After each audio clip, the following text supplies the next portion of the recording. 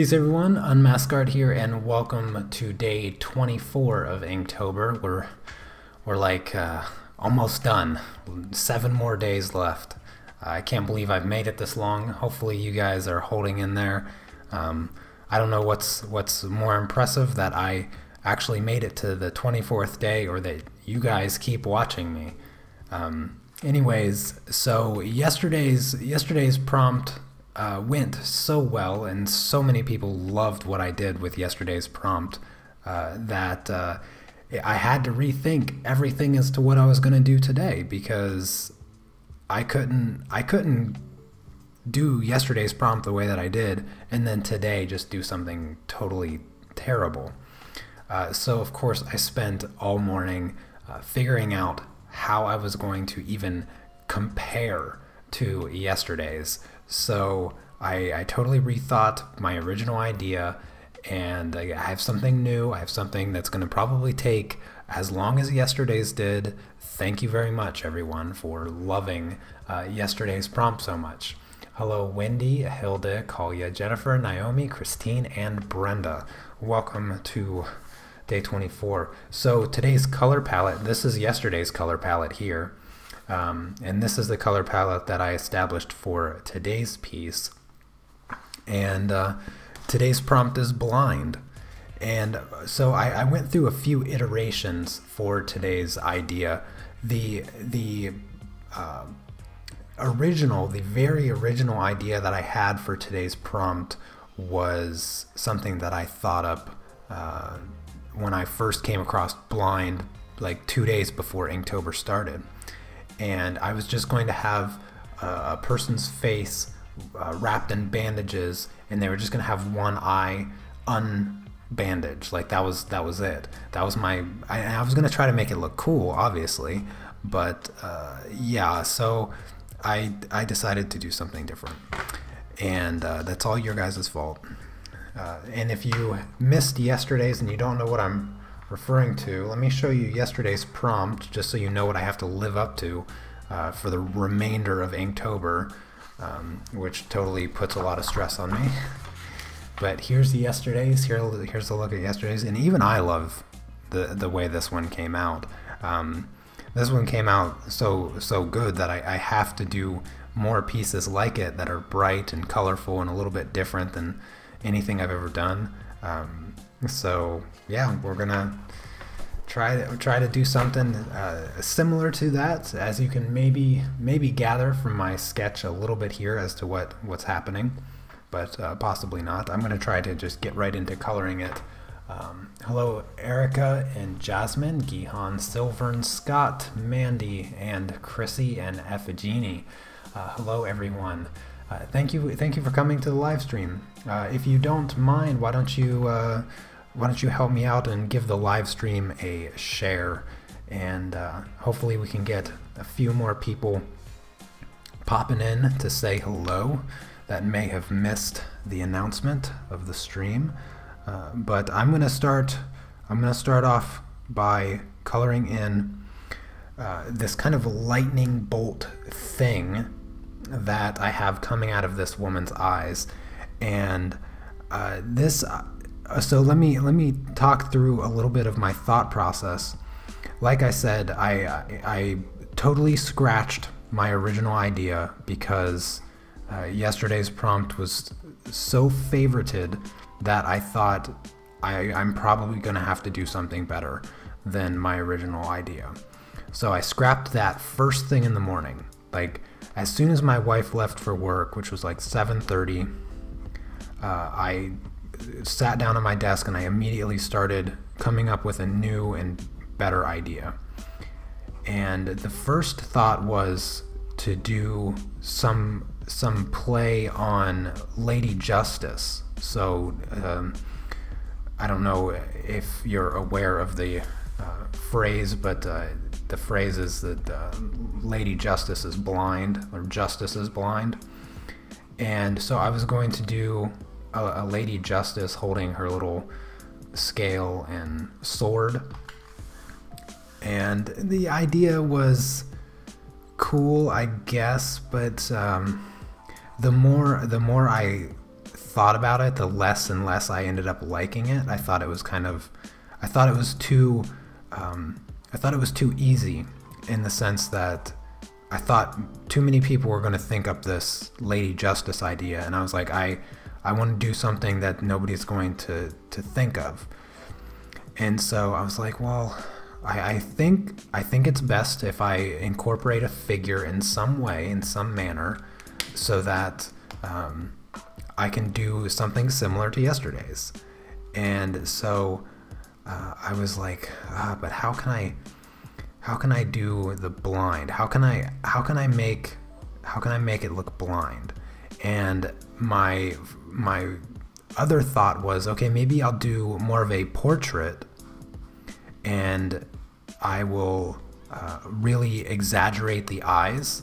And what I'll do is I'll create kind of that smoky gray, kind of glassed over eyes that you would think would be the eyes of someone that's blind. Not that, all blind people have the same eyes, just, you know what I mean. Anyways, that's what I thought. I was like, oh, I could do kind of like a deadish eye, where it's like gray, and I could still make it look cool, but it would just be gray. And there was two concerns there. The first concern was, what do I do with the rest of the picture? Because if I do a portrait, that one's going to take like all day. It's going to take like 8 hours to do a portrait and markers. And so I scratched that idea. I thought maybe I could just do the eyes, and I was like, that's not going to be very good in comparison to yesterday's.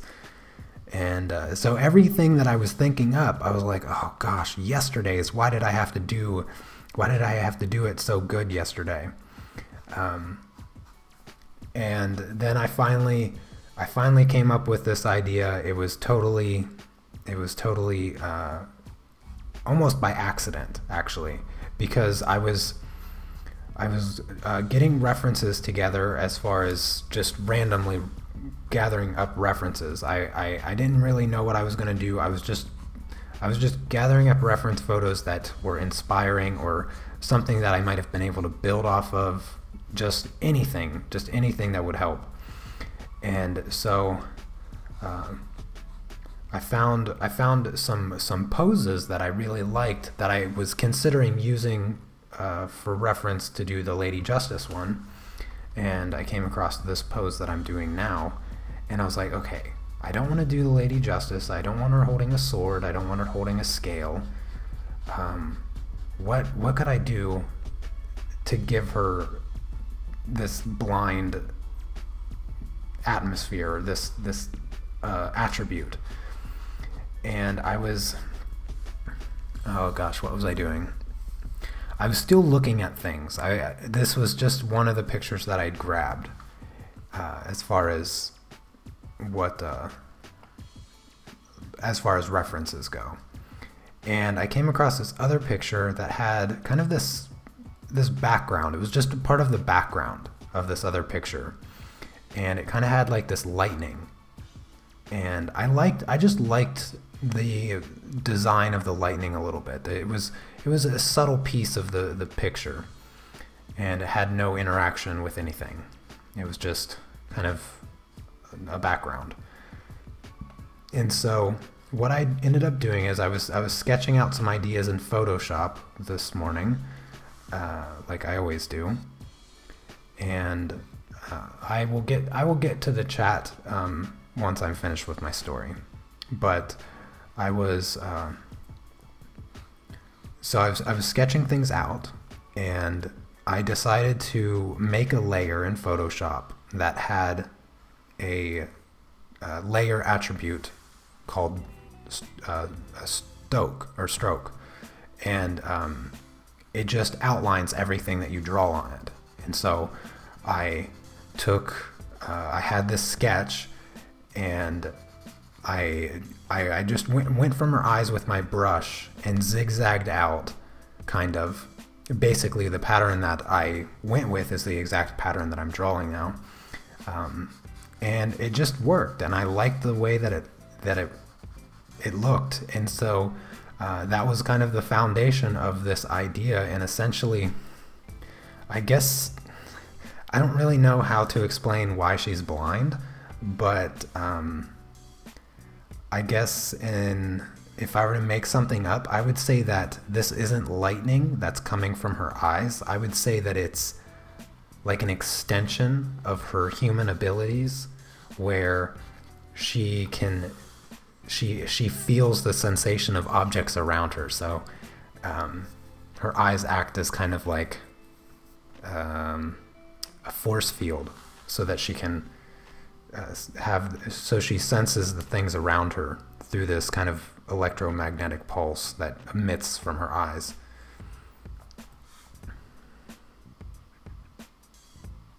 But that was kind of the explanation that I came up with after I came up with the idea. So it's funny, the explanation came after the fact. But that's pretty much my story.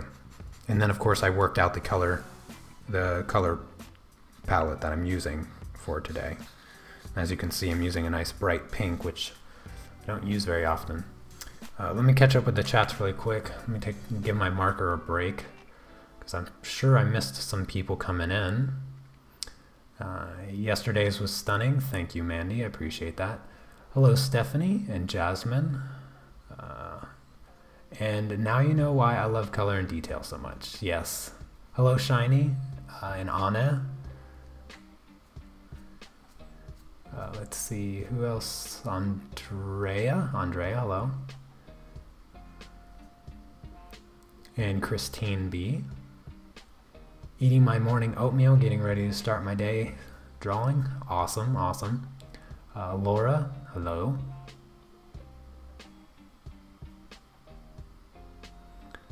Sacred Lotus, hi there. And Sapphire Manga, hello. So I'm going to continue coloring now. This live stream is going to be very close, I imagine, to the length of yesterday's live stream. Hopefully we can all have just as much fun as we did yesterday with the awesome conversation. You guys had a lot of great questions. So make sure you keep the questions flowing today so that I have something to talk about, because I really don't have much to talk about, to be 100% honest with you. And for those of you wondering, my Polish class last night did go well. So yes, that's about it. After I went to Polish class, I came home, immediately did my homework, and then I had pasta.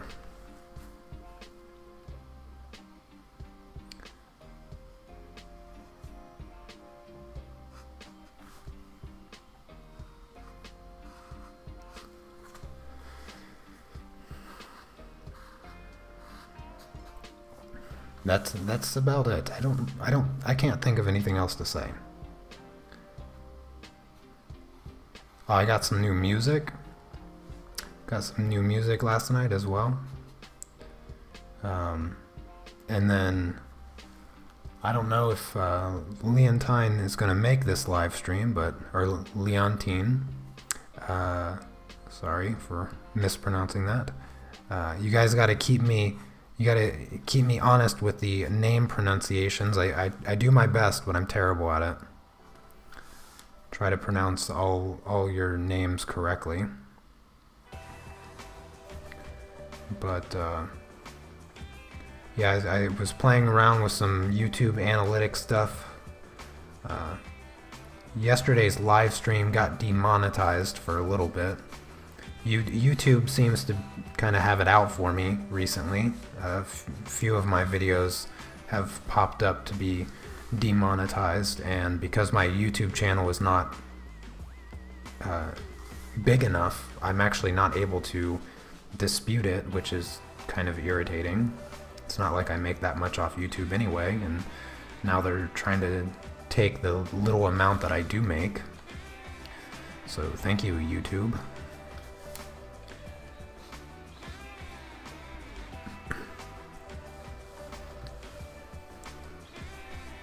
Let's see. How did you make the pasta? how did I make the pasta? That's a good question. So I used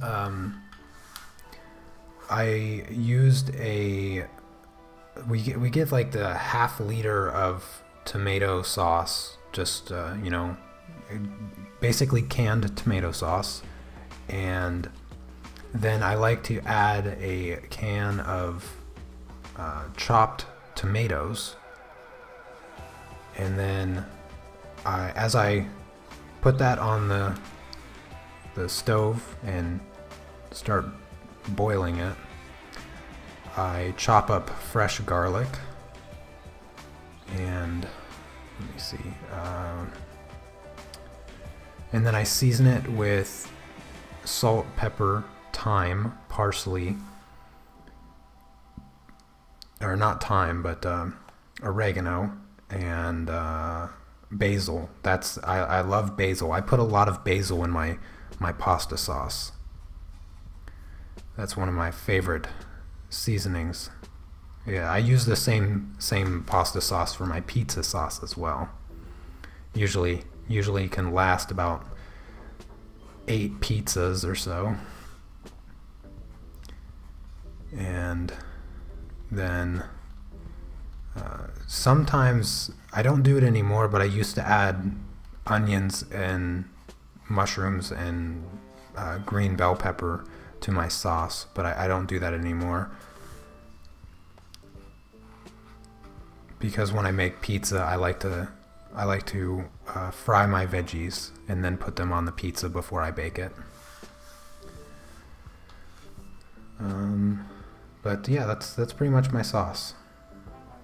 And then the pasta is just, you know, bags of pasta that we buy from the store.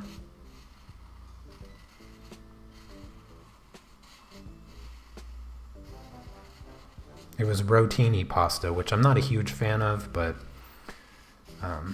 it's good sometimes. I like to mix it up with the pasta. My favorite pasta is rigatoni, by the way, in case you're wondering. I wish I had more sleep by the morning. Oh wait, that's something else. This piece looks very interesting. Oh, thank you, Anastasia. Appreciate that. If YouTube gets as bad as Facebook, we are all stuffed. Yeah, I agree, Shiny.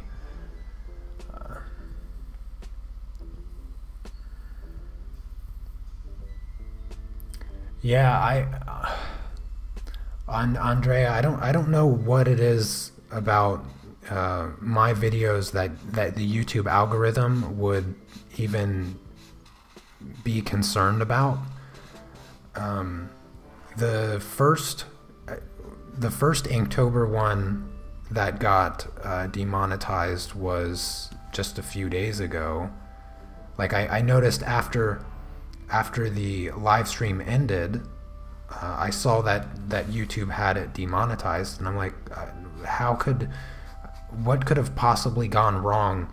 And it was one of the Slug Nugget manga pages that I did, and so I was confused.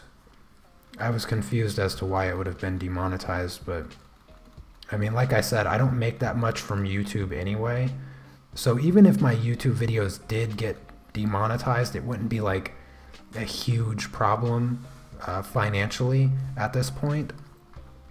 But what bothers me is that when videos like that get demonetized, YouTube doesn't promote them across the platform, which means it makes it a lot harder for my channel to be seen by non-subscribers. Like it's not going to get recommended to people, and so that's what bothers me the most. It's like my channel's already like teeny tiny in comparison to all these ginormous channels all over the place, and now it's just going to make it that much harder for my channel to grow.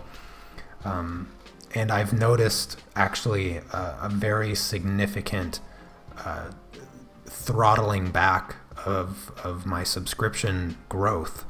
I usually average about 25 to 30 new subscribers every day, and I am struggling to just get 10 at this point. Like, And the fact that I'm live streaming every single day this month and my subscription base is literally disappearing with every passing day.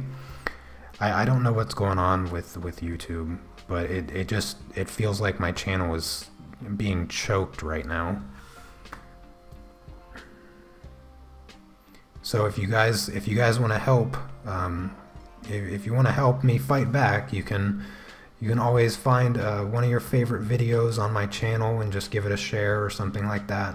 Because that's what I need most. I need most you know, support from people sharing my content, because at least YouTube can't block that. But for now, they are blocking a few of my videos from being promoted across YouTube itself. So I don't know what I did wrong. I don't feel like I talk about anything offensive during the live streams. I think, yeah, I got the front side of the lightning bolt situation. Let's see. I need to do the back. I decided to do the lightning bolt stuff first, and then I'll do the figure and stuff. Let's see what else. Don't want to lose you on YouTube. That would be awful. Oh, thank you, Brenda. Yeah, I'd hate to have to try to find something else than YouTube. Sorry, I haven't been sending you pictures. I've been extremely busy. Oh, no worries, Scott. Take your time. Do you think that YouTube is trying to push out the small creators in favor of big ones so it can become a subscription streaming service? I don't think so. See, YouTube favors the big YouTuber, or the big YouTubers, because they bring in all the ads. See, YouTube has just 100% business perspective.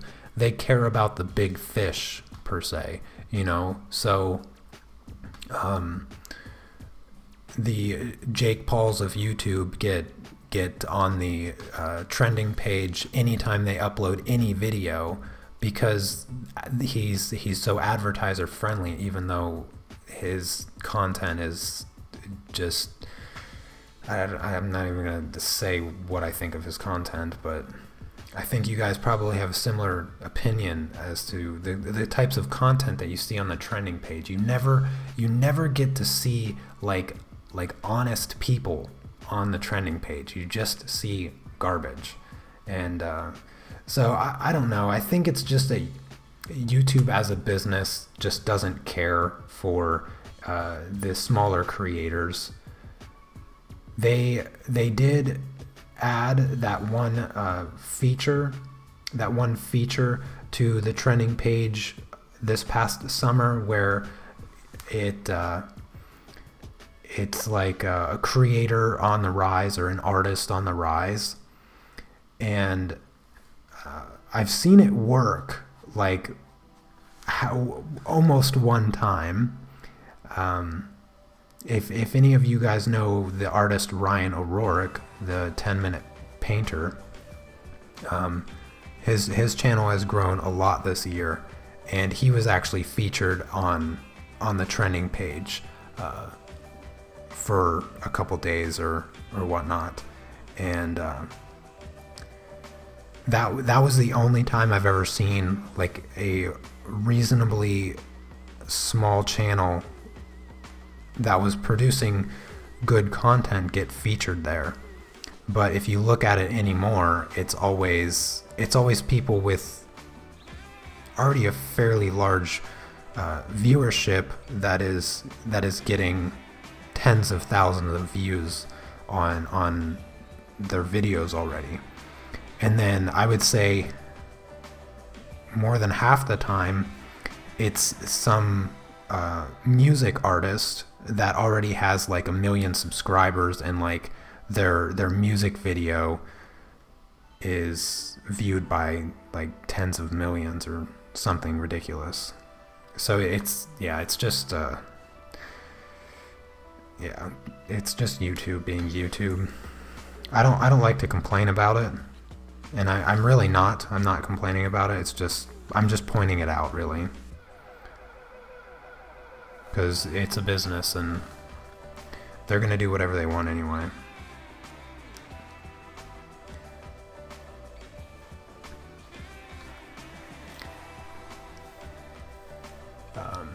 Yeah, YouTube always changing their algorithm. Yeah. I always share and tell friends about you. Thank you so much, Scott. I really appreciate that. Hello from Russia. Oh, hello. Shaost. I hope I pronounced that somewhat close.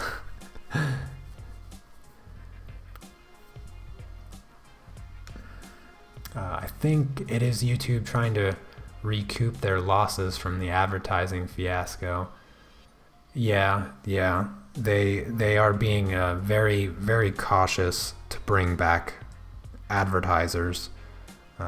Although I don't think that it's going to make much of a difference. There's still going to be a billion-dollar industry, or however hundreds of millions of dollars it is. There's so much. The amount of content on YouTube that they're able to advertise on is just so monstrous that honestly what do they call it? The adpocalypse. They call it the adpocalypse. Really, it affected the YouTube creators much more than it did YouTube. But it only targeted like specific few, and then, you know, mostly the larger ones are the ones that really have to deal with it. I'm kind of glad in that sense that I'm a bit of a smaller channel, that I don't have that that thing to worry about. Also, I'm glad I don't do politics or anything like that, because sometimes I want to. Sometimes the things I hear people say, I just want to make a video responding to it, but I've been able to hold back this entire time, so I think I'll just stick to the art. I can leave my politics out of it. I can't stand talking about politics anyway.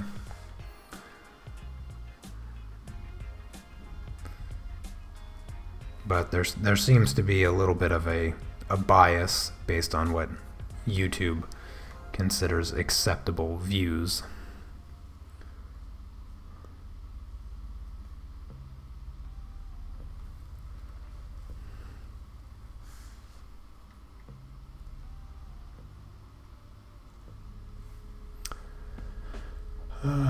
Of all the Inktober feeds, I've been watching some of them by quite large channels. I've been enjoying yours the most. Oh, thank you so much, Danielle. Well, I like, you know, I've watched a few other YouTube channels do live stream drawing and things like that, but I tend to actually get kind of bored unless I know the person, because there's a few wonderful artists that I have that come and watch mine, and I like to try to catch their streams if I ever do get the opportunity in between working. But when it comes to some of the larger, more popular YouTube art channels, I just can't relate to them really. They just feel too impersonal. I really like to make a connection with everyone in the live chat, because honestly, the way that I approach my live streams is just having a conversation with you guys. I try to focus on the artwork a bit, but you guys know that I struggle sometimes. If I'm focusing on the artwork, then I'm being really quiet, and if I'm just chatting with you guys, the artwork's just sitting here and nothing's getting done. But yeah, I don't know. I don't think anybody's ever mentioned another live stream that is comparable to mine in the sense the connection that I try to get with everyone. You know, I like to learn your guys' names. I mean, there's quite a few of you that I know your actual name just based on your screen name. Usually I'm super bad about remembering names, but I like seeing the same people come by the live stream to hang out. It's like we all just get together to draw. It's super fun. If we could all get together in real life, I think it'd be a really fun thing to do, to just sit down at a big craft table and just make stuff, draw, paint, do whatever we wanted. I think that'd be awesome. I couldn't even imagine the wonderful conversations we'd get into if such a situation existed. And I guess in a way I try to create that situation virtually through my live streams.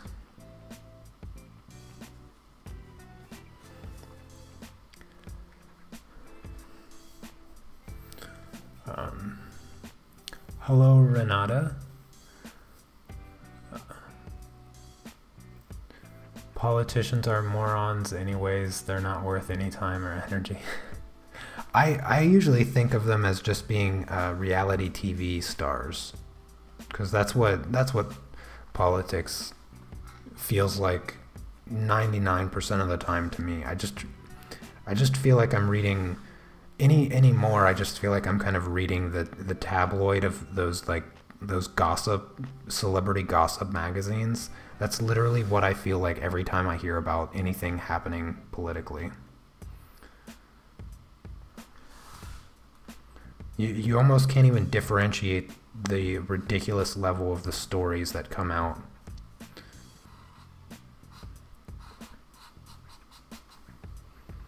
I feel a connection with Mark Frilly,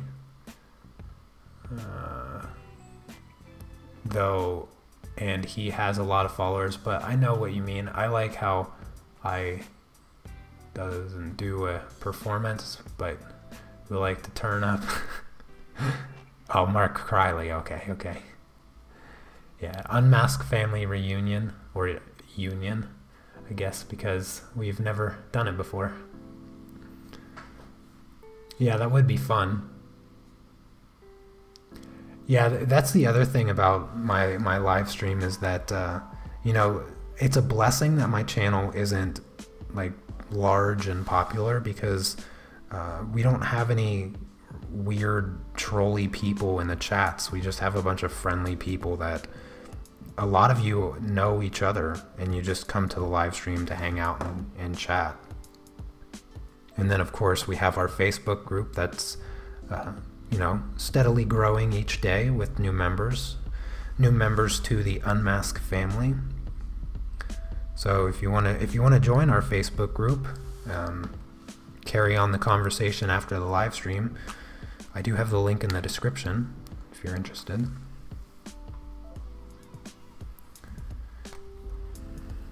Just gonna sell that real quick.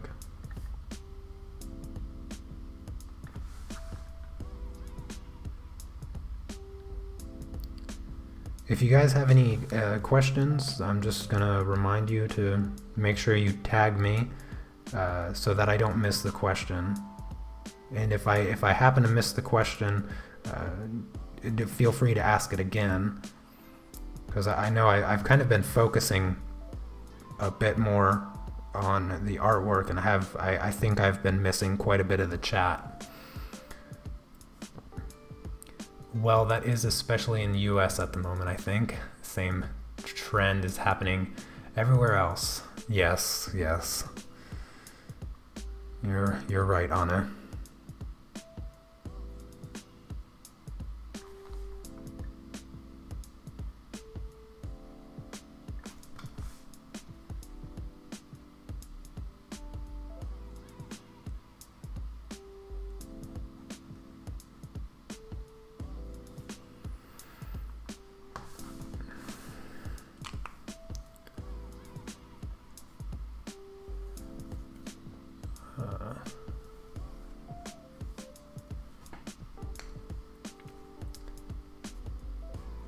Hi, that would be great. Working together, discussing ideas. Yeah. It would definitely be fun.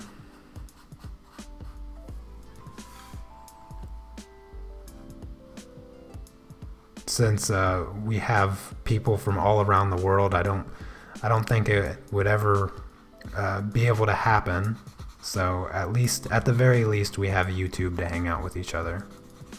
Is there anybody in the live stream right now that's drawing something?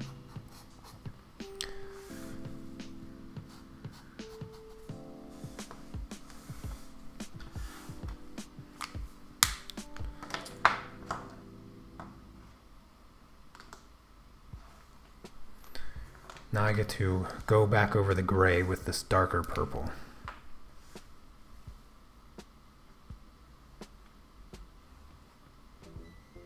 The reason I did the gray first is because it needs to be like a faded purple, so the gray helps kind of tone it down a little bit, desaturate it, which is exactly what I need for the, because this lightning is supposed to be kind of spiraling around her a little bit. And so this one is in front and this one is kind of going in the back. And so this is actually the back of the lightning. I guess you could think of it as that. I don't know. It's just the way that I ended up working it out in Photoshop, and I like the way that it looked. I did just have this front one at first, and I was like, maybe it would be cool to add one into the back too. So it's exactly what I did. I ended up liking it. So here we are doing the backdrop. I thought it added more detail to the picture overall anyway, which I think this piece needed to compete with yesterday's piece. Although I'm going to do a little bit more of a realistic tone, realistic skin tone with the figure here. And I'm going to practice my lighting. As far as I want the lightning here is actually going to be reflecting off her skin. I don't know how well this is going to go as far as adding in the purples into the skin tone. It's hard enough to do this kind of stuff with marker anyway. So to try to add an extra element of lighting, it's going to just be that much more difficult.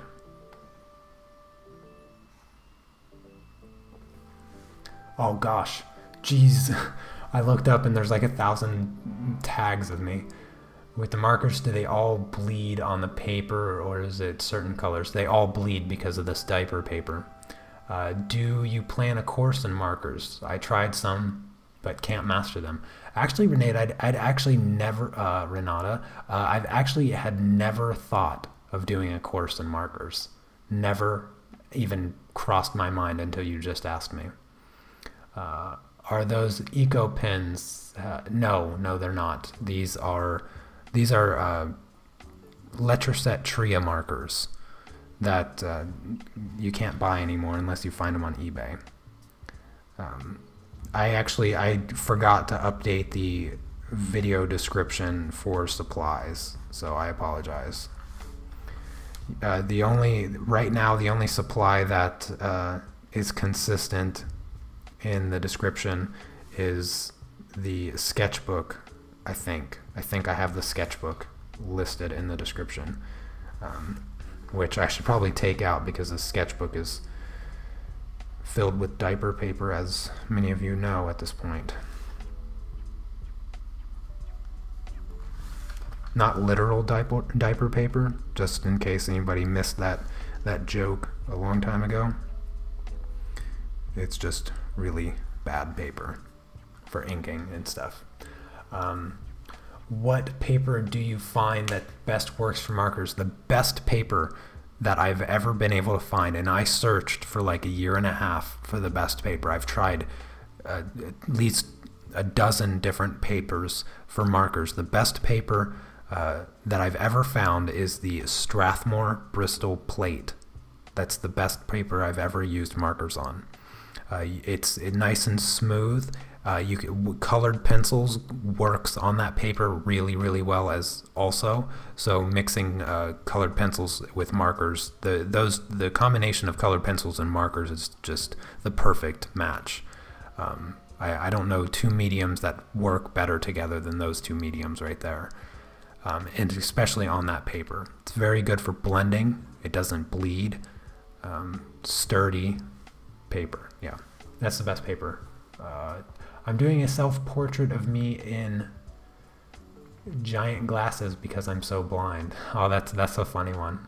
You'll have to make sure that you share that picture with me over on Facebook so that I can in turn share that on tomorrow's live stream. I didn't have too many pictures for today to share of your guys' artwork that you sent me. I did get everybody's work that they sent me. And I think for the most part, I mentioned, positive things to you that sent me pictures.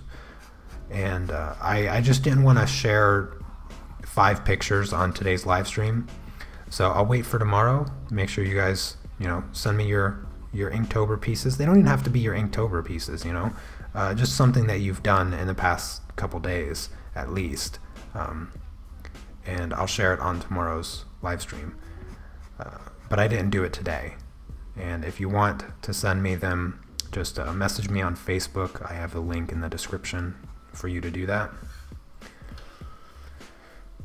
But yeah, anyway, what else did I miss? I'm doing my own Inktober while you do yours. That is awesome. I'm finishing my corn drawing for tomorrow's filming. That's very cool, shiny. Oh, whoa, what happened in the chat? Jumped. I'm not drawing in the moment, just refreshing after work. Oh, okay. Well, it's always nice to relax after work. I have to draw 30 drawings in the next week. Otherwise, I don't get in the college that I applied late for.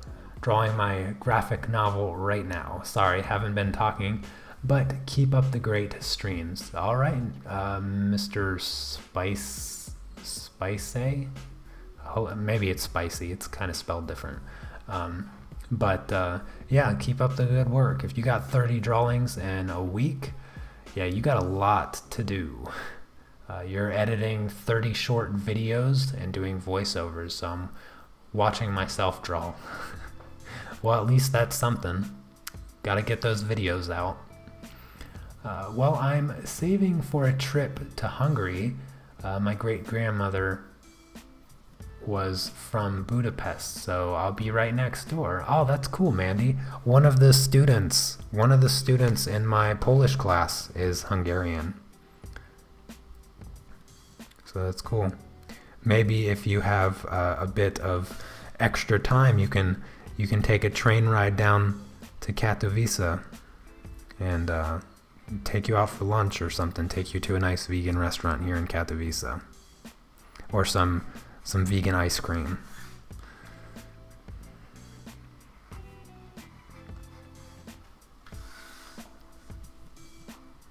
Although it might be a little cold for ice cream.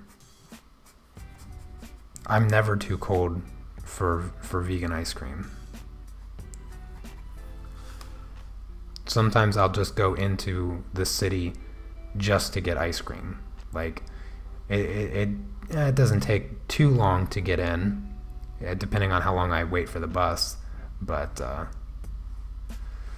at least a half hour, like minimum a half hour, just to get ice cream.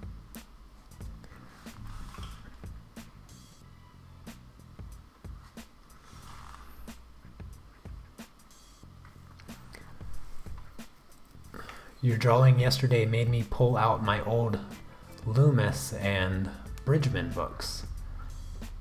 Best gifts I've received as a teenager. That's cool. Working on a large color pencil piece rather than ink. I enjoy colored pencils, as many of you know. I'm trying to make sure I don't miss anything. Got some Bristol Vellum and ink and watercolors. Does good on it. Yeah, Bristol Vellum's a good paper for, I think ink would probably work pretty good on that. I don't know about watercolor. I've never used watercolors on the Bristol Vellum. You'll have to let me know how that works out for you, Brenda. Hello, Steve. Good afternoon, good morning. Haven't really worked with markers, but would really like to give it a try. You know what I did when I was getting into markers, when my first set of markers was just a warm gray set of the Copic markers. I'm not sure how much they sell for anymore, but I just tried the grays. You know, I think that it's better to just start with the grays because you get the full experience of how to blend and work with markers, but you're not limited by your color palette. Because if you buy a small set of the markers and you don't have a particular color, then it's like, well, what can I color with it? But if you just do shading, if you just practice some shading and some blending with the set of gray, you can color anything black and white, and you never have to worry about whether or not you have a color that works or not, because you're just working with the gray tones. And they're a great set of markers.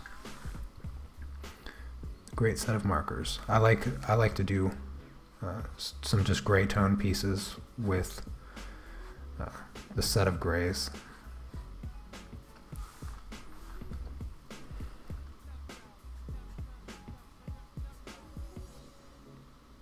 After these two pictures here with markers, it really makes me want to buy markers, especially from yesterday's conversation about markers and getting markers, and everybody that already has markers. And yeah, so if you want to buy me a set of markers, feel free to buy me a set of markers.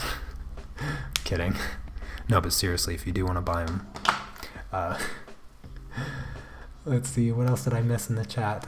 Oh, I'm struggling to keep up here. I have a really important question. Do you wash your hair, or does it always stay perfect? Well, yes, I wash my hair. I wash it just like normal hair, except it's not normal hair. And then, I don't get very many questions about my hair. But so I have this tool here.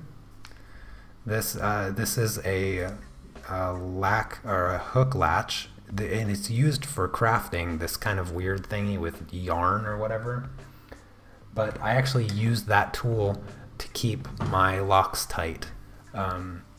So every time I wash my hair, I have 55, by the way. I have 55 locks.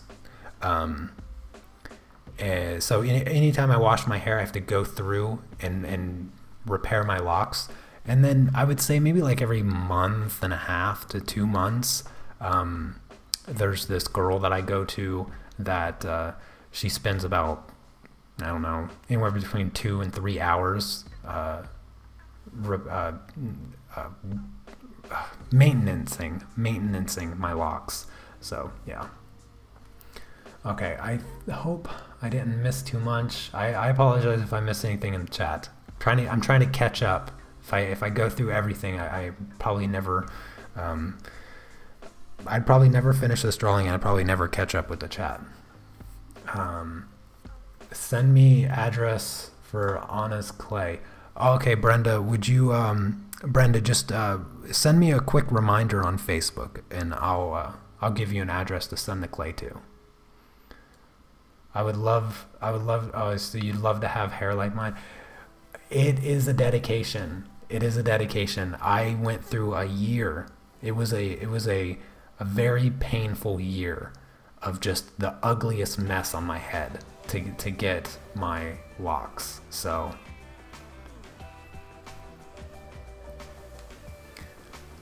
that's too much work for hair. Yeah, well, the first year of me getting my locks, now I wanted to do them naturally. I didn't want to use like any damaging method, and of course this is all my real hair, and I think for the first year I probably spent about $2,000 to get my locks looking the way that they did. I went to a professional salon to get them started and to maintain them and everything like that. So probably close around $2,000 for the first year. This was a long time ago. This is, so, I don't even know how long it's been, like 5 years, feels like.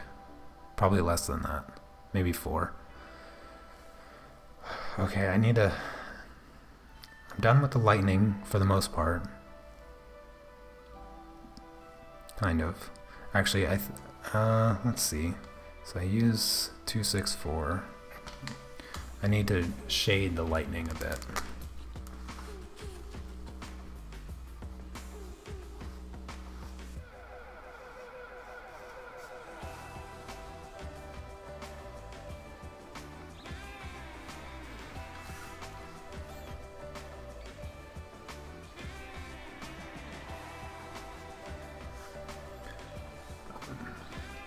Okay, Unmask will do my hair is so long.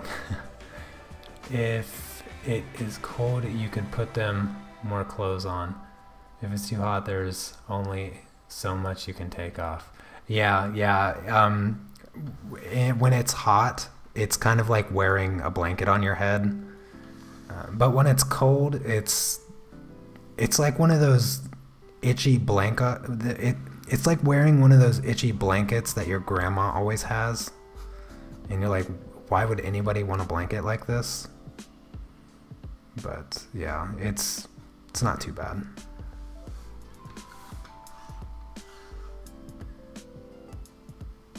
When it is really hot, I do pull them up. I like to pull my locks up off the back of my neck. But I don't think that it looks really good all that much, so I don't do it too often.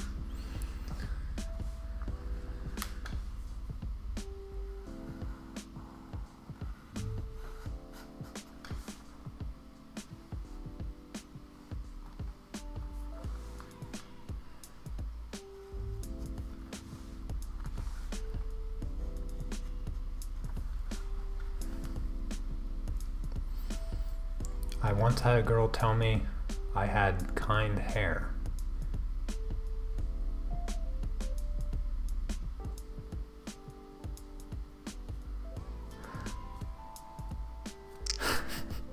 Steve, you are so ridiculous. That is so ridiculous.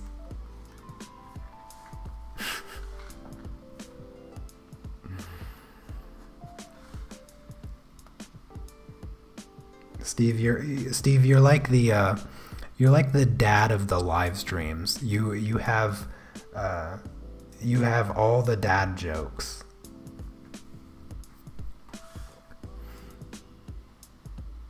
I had a dad joke moment today. I think it was to my sister.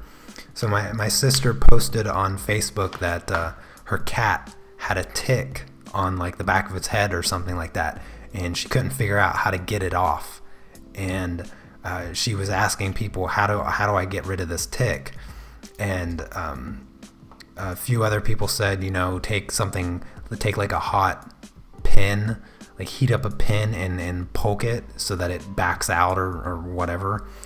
And that a few people suggested different versions of that same scenario. And I said, just light it on fire and your cat will have 8 lives left. But yeah, that was my dad joke moment.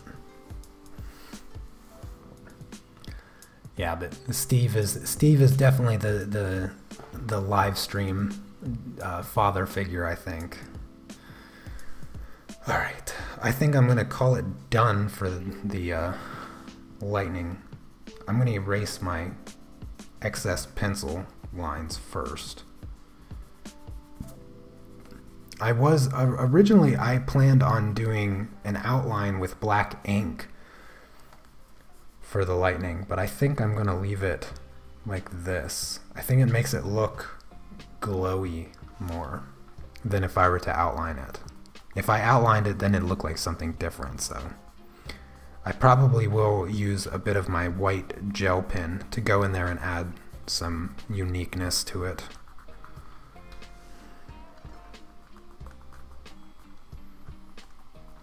There. It looks like nothing right now. Now I need to figure out my strategy for this. Oh, goodness. This is going to be a tough one. Because the way that I have the lighting that I colored in Photoshop is, doing this in markers is just not going to be...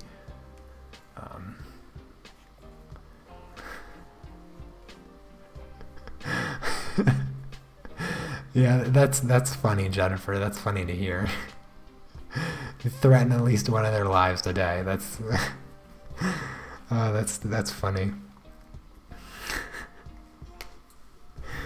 I gotta stop laughing or I'm not gonna be able to color. That sounds like my test to see if you're a humanities or science engineering major. You ask how many pounds of pressure it would take to tear the legs off of a cat. Humanities will freak out and engineers will think about it. Oh gosh. You guys are too funny. Oh, jeez. I'm afraid to touch this with purple, gosh darn it. Alright. Alright, here we go. No going back now. No going back now.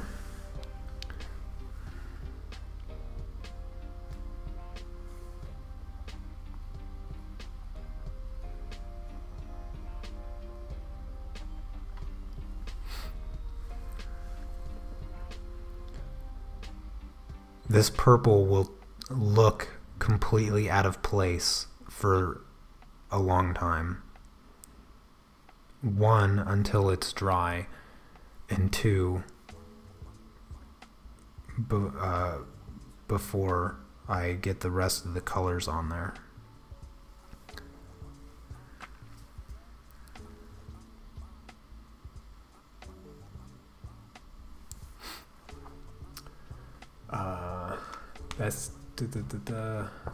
Today a student talks to me about her old mother. As I asked her how old her mother is, I feel wary old of her answer. I don't get it. Her mother is 15 years younger than I am. Oh.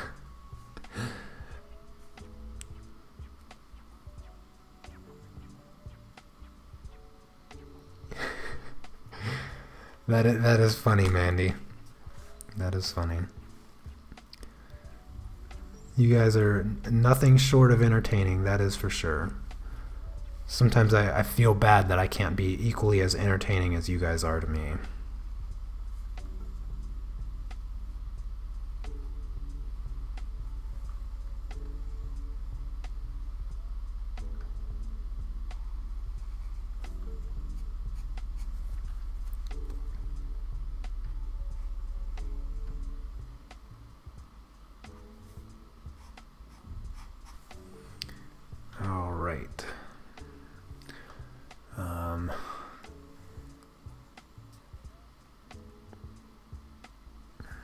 I'm really trying to make sure I put all of this purple in the right location. I'm drawing upside down, which doesn't make any sense because I'm looking at my reference photo normally.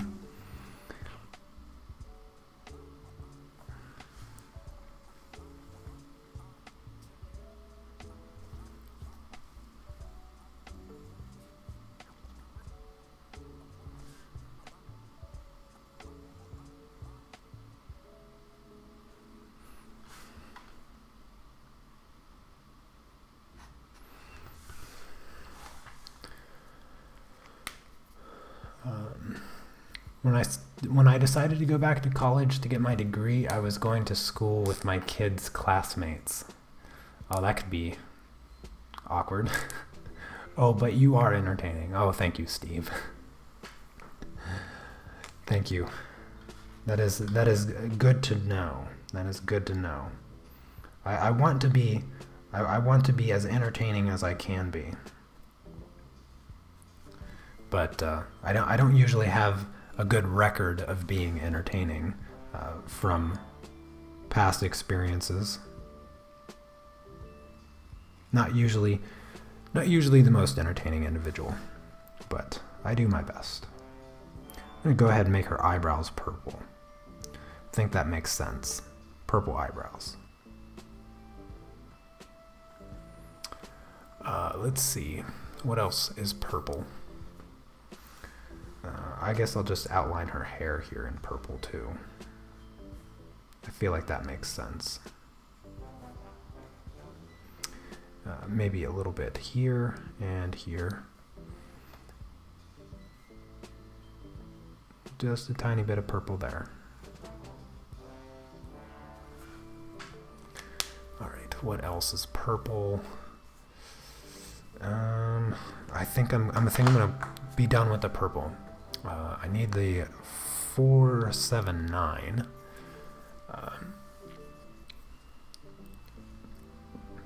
You like today's work? I have no idea what it is yet, but I like what's happening because it is like a surprise.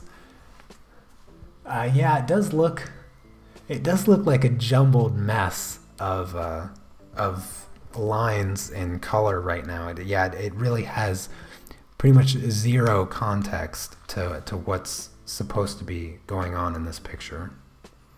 I think once I lay down this color, the picture will really start to evolve into what it's supposed to be. So.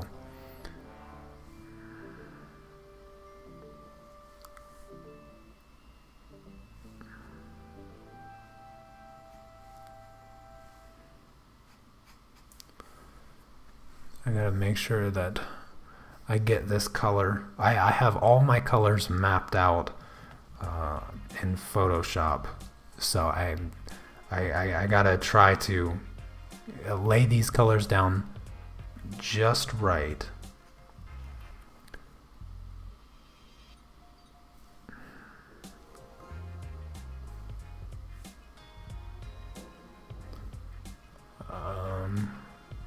Think about right here. And I can fill in from here to here. This is so hard.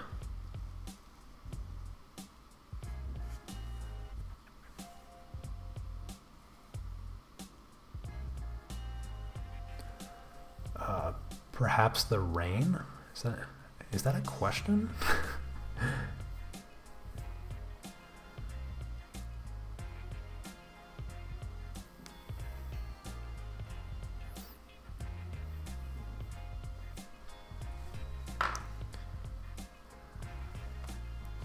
Okay, I'm just gonna fill in this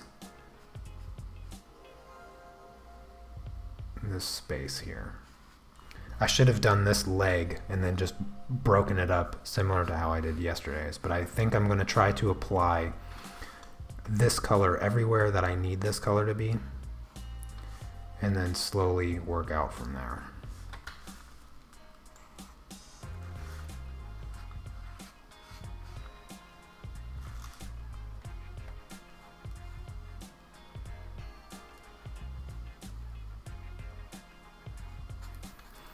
If you guys have any questions, please feel free to ask.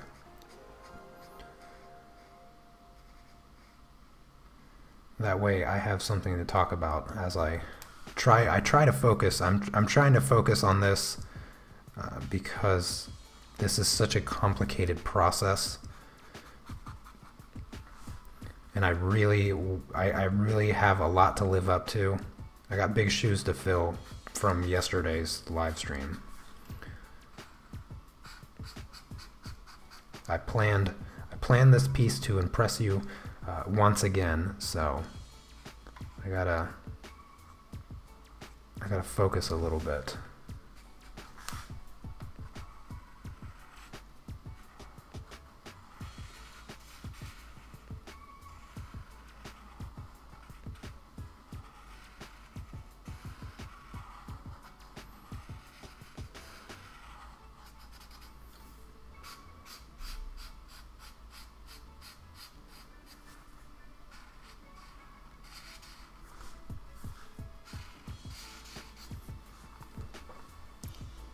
still doesn't look like anything.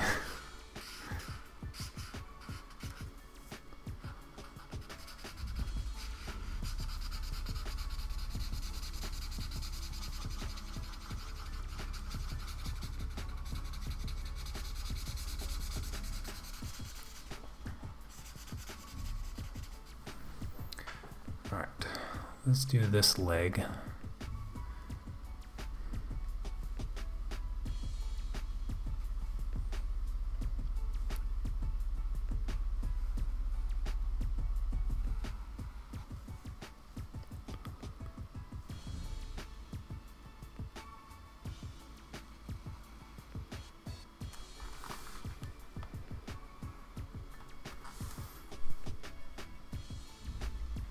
Turning broken up tree limbs into charcoal while I watch. That's a cool project. And some of the sticks and some to crush into powder.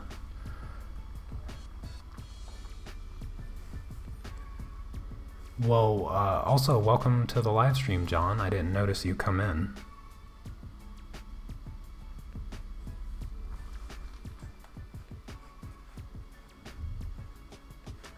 Everybody in the chat seems to be conversating with each other and forgetting that I'm still here too.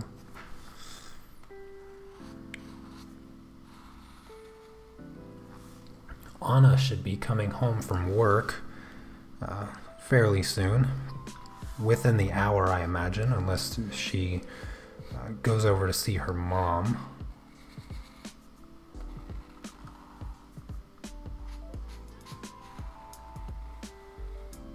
Is there anybody eating anything in the live stream? What are you guys eating? What are you munching on? I know it's breakfast where some of you are, it's lunch where others are, and it's probably time for a midnight snack for a few of you.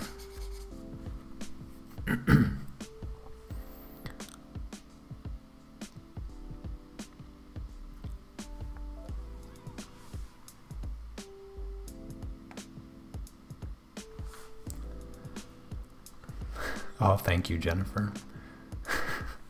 Love you guys too.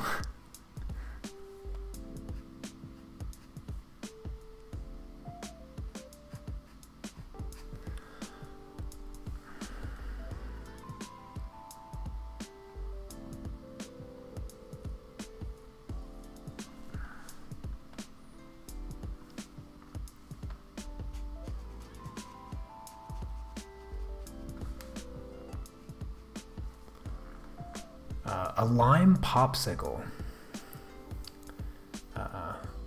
We're trying not to distract you.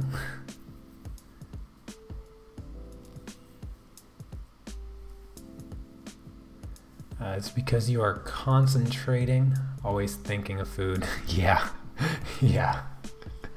Sorry everyone, I must go. Okay, Ephigenie, you take care. Thank you for coming by. Munching on popcorn, looking forward to the hubby getting home so I can eat dinner. Popcorn sounds good. I want popcorn now. I'm always eating pistachios. Oh, I love pistachios. I was eating a cow. Try to if it would be still long enough.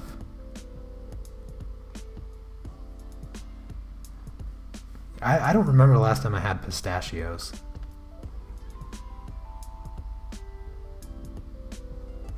My favorite pudding is pistachio pudding, but I haven't had that in a long time either. I haven't come up with a vegan version of the pistachio pudding.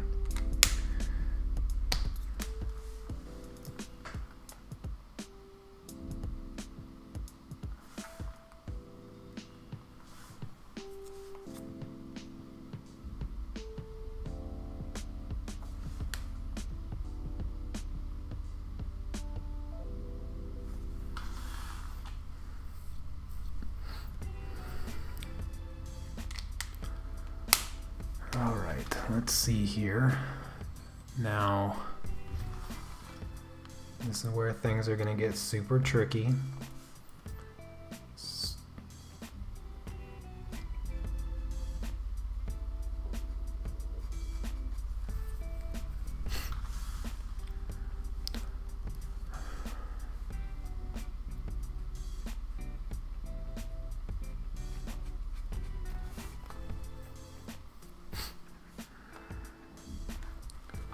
Okay, I gotta try to figure this out. If getting this stuff right here incorrect is just unrepairable.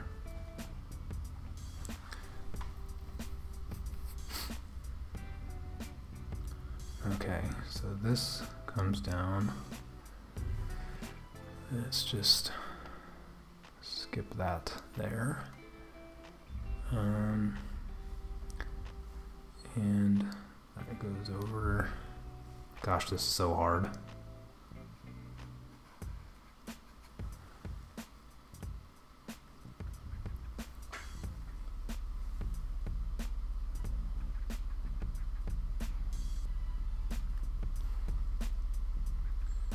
Yeah. All right. Let me just do this. When looking back at your life, what do you want it to mean? Jesus, Wendy! Oh my goodness! That is a heavy question. I'm gonna skip over that question for now. Let me catch up with the chat. My husband asked me to ask you how the pierogi are over there. The only pierogi I've ever had in Poland are the pierogi that I make myself. That I learned from my wife's, well, my mother-in-law. I guess I don't need to call her my wife's mom. I learned how to make the dough to make pierogis, and my wife and my mother-in-law came up with a vegan recipe for pierogi. And first time I ever had them, they're the greatest thing in the world. I love this time of year because that's when we start making pierogi, and we've already had them a few times this year. And it's a super easy recipe. You just boil potatoes. You mash them up. You mix in, 500 grams of tofu. Mix it all together and whatnot, and add some salt, some pepper, some onion. You gotta fry onion. That's right. Fry onion and mix it in there too, and that essentially becomes the pierogi filling. And then of course you make the dough, and yeah, fill up the pierogi dough with the filling, and there you go. That's how we do it. But I've never had any other pierogi in my life because I never had it until I was vegan, and so I don't have any other experience with pierogi that have meat in it. Since the vegan discussions, I have been giving it some serious thought. At least start out by cutting out dairy. Oh, Steve, I think that you would really, really experience just an overwhelming positive effect if you were to cut out the dairy for a few weeks. Cut the dairy out for a few weeks and just see how you feel. Yeah. If you have any questions, like what you can do in cutting out the dairy. You live in Texas. I don't know anything about Texas, but I imagine veganism is probably not super popular in Texas. But you should probably still be able to find cheese alternatives, and so you can try a few of those. I recommend Daiya cheese. That's my favorite. That was my favorite. I haven't had it in a long time. But then of course you have the milk alternatives. For the milk alternative, try multiple brands and multiple different types, because when I first replaced milk I needed something sweet. I've almost completely eliminated sugar from my diet at this point. And aside from when my wife makes cakes or something like that. But when I first switched to vegan, I needed a sweet milk. So my favorite was vanilla soy milk. But now I can't even drink vanilla soy milk because it's so unbelievably sweet to me. So now my favorite milk is rice milk. And I think that if you were to go straight to trying rice milk, you would most likely find it completely disgusting. So try a few different versions of soy milk. Don't try hemp milk. Don't try hemp milk at all. It tastes so bad. It tastes like dirty water. But yeah, if you have any questions, please feel free to email me. I'll try to give you as much direction as I can. You could use avocado for texture and color. I don't know if it drink almond or soy milk or what. I drink rice milk, but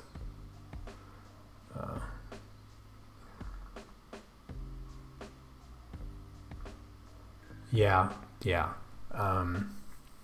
Love my dairy and deer meat. Yeah, a lot of people really like dairy. Have you heard of Latsuma fruit? It's magic. My brother grew some. It is called egg fruit. It resembles boiled egg, and you can actually use it cooking instead of egg. No, I've never heard of it.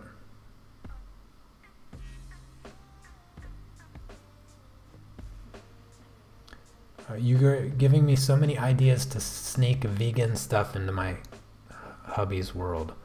Well, if you want, I can give you a recipe for a bean burger that not only looks like an actual beef patty, like it fries almost like a beef patty, but you're most likely going to tell a textural difference. But if you put it on a burger, you know, and if you haven't cut out dairy yet, or you use the dairy-free cheeses, you know, ketchup, mustard, lettuce, tomato, the whole nine, you just replace the beef burger with this bean burger. And when I was traveling across the country with Anna and we got to Ohio, we had kind of a moving / graduation celebration since I graduated college. And of course, all the food had to be vegan. If it was going to be a party for me, the food better be vegan. And we made the bean burgers, and not a single person complained as far as like feeling like they were missing meat. But the secret to a good bean burger is kidney beans, and a teaspoon of liquid smoke. A teaspoon of liquid smoke. And it almost tastes like a barbecued burger. The Daya cheese is decent and it melts. Use a lot of cheese substitutes made from soaked cashews. Yeah, that's how I do my cheese. The only cheese that I have, the only cheese that I use is for macaroni and cheese, and I make it out of cashews and roasted red bell pepper. Anyways, I need to keep working. Falling behind here.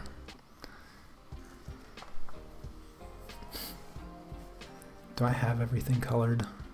I think yeah. Oh, you know what? I could have some of this color right here.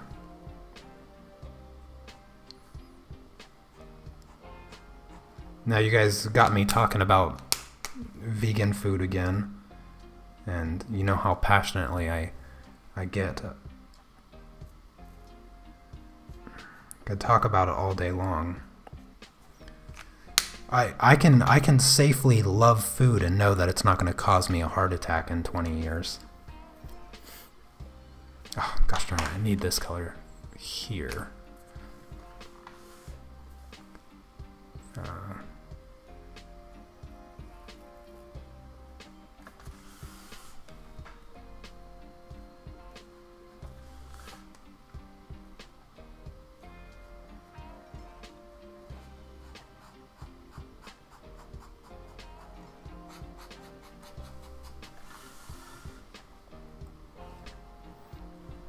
Oh, and also here. Gosh darn it. Keep missing things.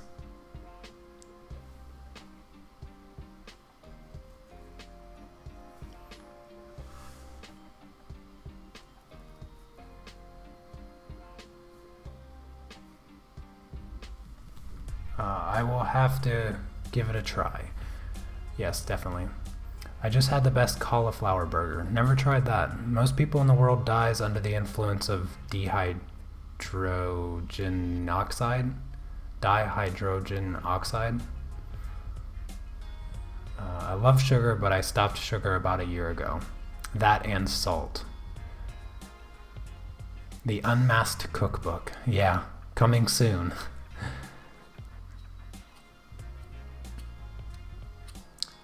Yeah, it is important to me. You know, I wish that I could have a bigger influence on my family, but it's just so hard from a distance because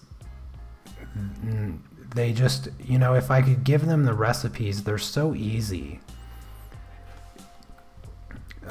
When I was in high school, I worked for an Italian restaurant as an assistant manager, and essentially I learned and did everything. And one of the things that I learned was how to make pizza from scratch. You know, I really learned how to create the consistency of dough, and you know, how to put it out, and how to get to thin crust and thick crust and all that stuff, how to make sauce. Ever since I've had that job, I've never ordered a pizza. I haven't ordered a pizza like a delivery pizza. I've had, you know, I've went to restaurants and got pizza. That's different. But I've never like ordered out to get pizza. I've always made it myself.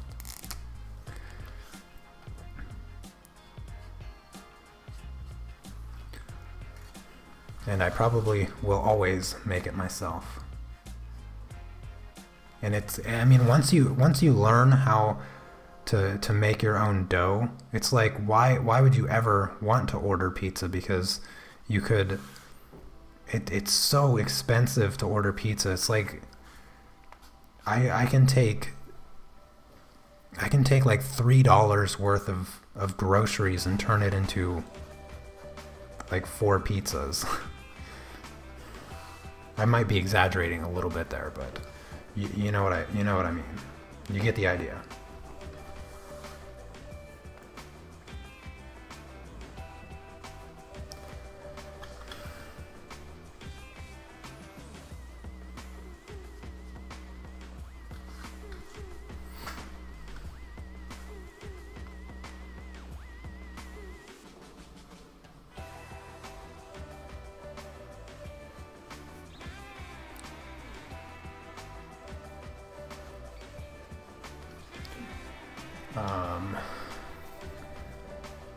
Dihydrogen.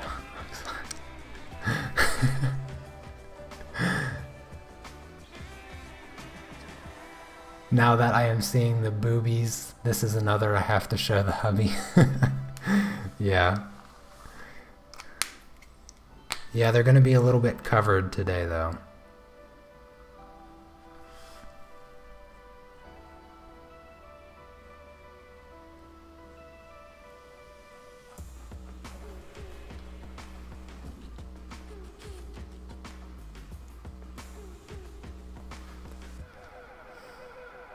What is your favorite food to make, your least favorite, and what did you struggle the most learning to make? Well, that's a good question. Okay, Chrissy, you take care, sleep well.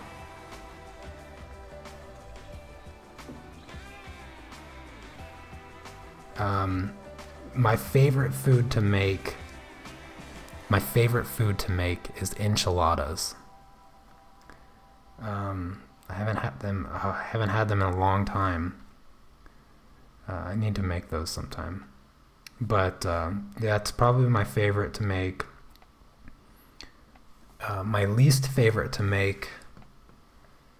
My least favorite food to make? I think my least favorite food to make is lasagna. I love having it. And I think that vegan lasagna is so much better than all of the lasagnas I've ever had in my entire life. I love spinach in my lasagna. Tons and tons of spinach. Just mounds of spinach. That's how you make good lasagna.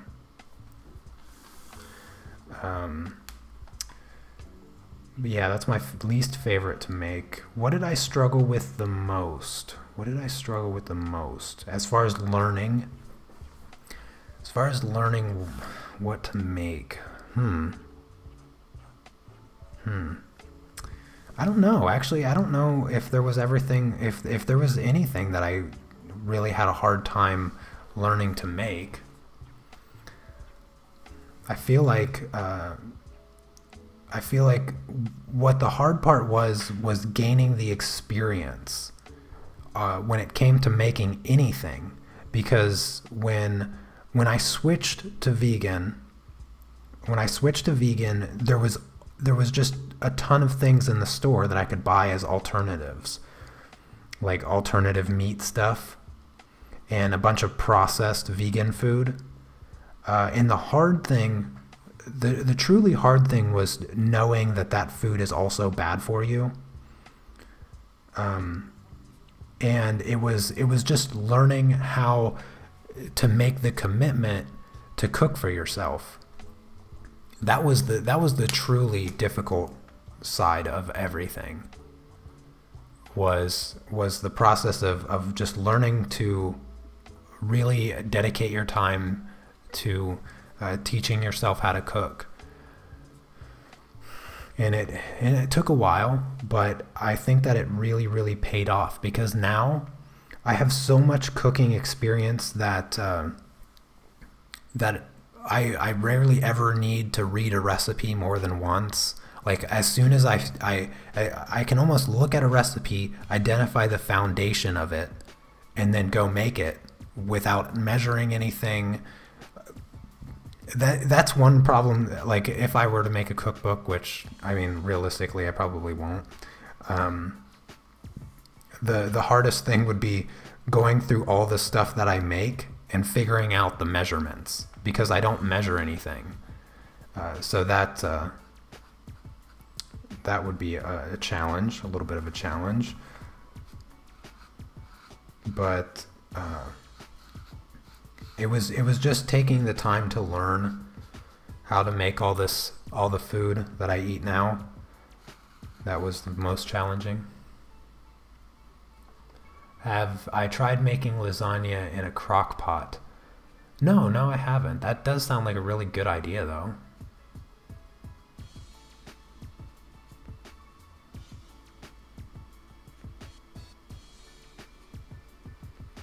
Is there a way to make yogurt? Yes. Actually, we haven't made yogurt in a long time, but we actually just stopped this past summer because I think our yogurt maker broke. But to make yogurt, you just buy the vegan bacteria. There's two different versions of the bacteria that you can get to make yogurt, and there is a vegan bacteria that you can get in most stores as well. You don't have to go to like some specialty store most of the time anyway. And then you just use soy milk. I've tried other milks, but soy milk seems to be the only one that works. And then you just follow the directions on the yogurt maker, and then you got yogurt. But we were eating yogurt, at least I was, every single morning for quite some time.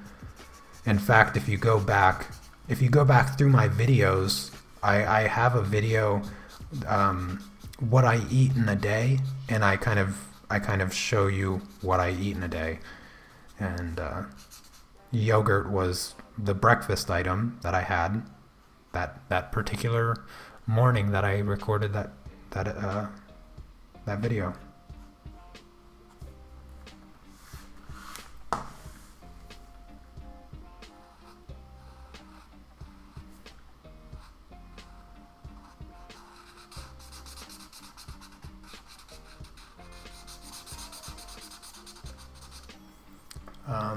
Do you make your own ice cream? No, I don't make my own ice cream, although I'd love to learn, but I'd need some kind of ice cream maker.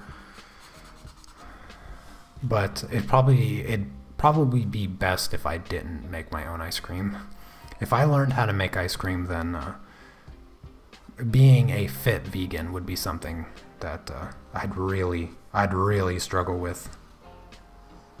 It's hard enough knowing how to make delicious cakes and cookies.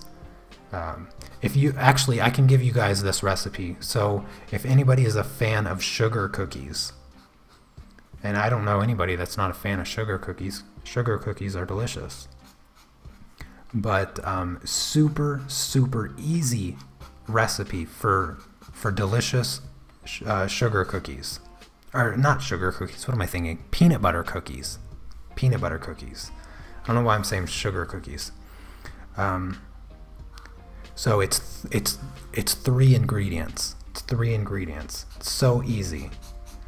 You take a jar of your favorite peanut butter. I'm trying to think of how much I use, because I buy no joke. It's like the store knew the recipe and they sell the peanut butter and the syrup in this perfect sizes, because I buy this maybe 500 grams of peanut butter in this container, and 150 grams of syrup, and I usually get the raspberry syrup because it's cheaper than the maple syrup. I take the whole jar of peanut butter and put it in a bowl. I put the entire jar of syrup, put that in there, mix it together, and then I just slowly add flour to it until I get the perfect cookie dough consistency. I put that on the baking sheet, press it down with a fork, you know, that crisscross pattern, and then bake it in the oven for, I don't know, like 12 minutes or something like that. And it's like the most delicious, softest cookies in the world. And if you're not experienced with baking cookies, the drier you want your cookie, the more flour you add. The more moist you want your cookie, the less flour you add. It's just that easy.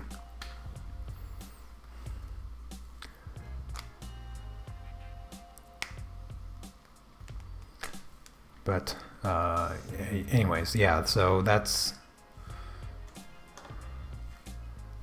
my peanut butter cookie recipe. Easy as it gets. If you can't make those peanut butter cookies, then you are really struggling in the kitchen.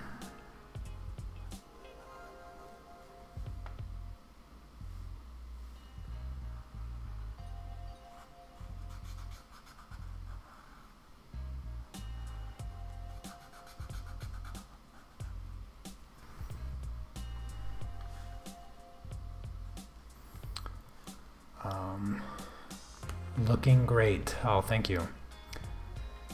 I have flourless peanut butter cookie recipe I love, but it uses eggs. Any suggestion for an egg substitute to bind it all? Yes, you can. There are like the things that you can buy specifically to substitute eggs that are, I don't even know what it is, but you can use ground flax meal and mix it with a little bit of water, and you get this kind of really sticky, eggy consistency. You can do it that way. Usually anything that requires eggs, I tend to just replace with applesauce. I like to replace it with applesauce.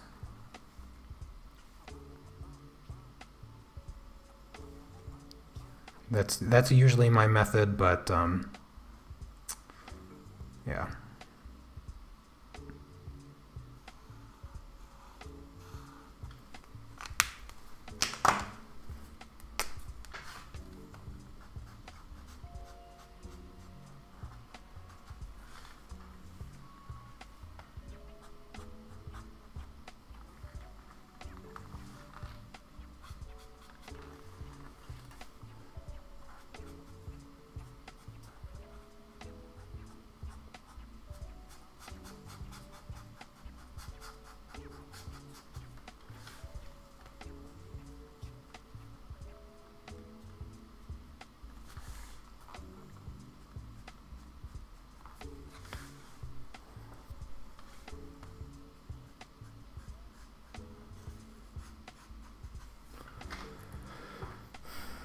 I have good all-natural peanut butter, no salt, no sugar, just peanuts. Yep, that's what I use as well. It's just straight peanut butter.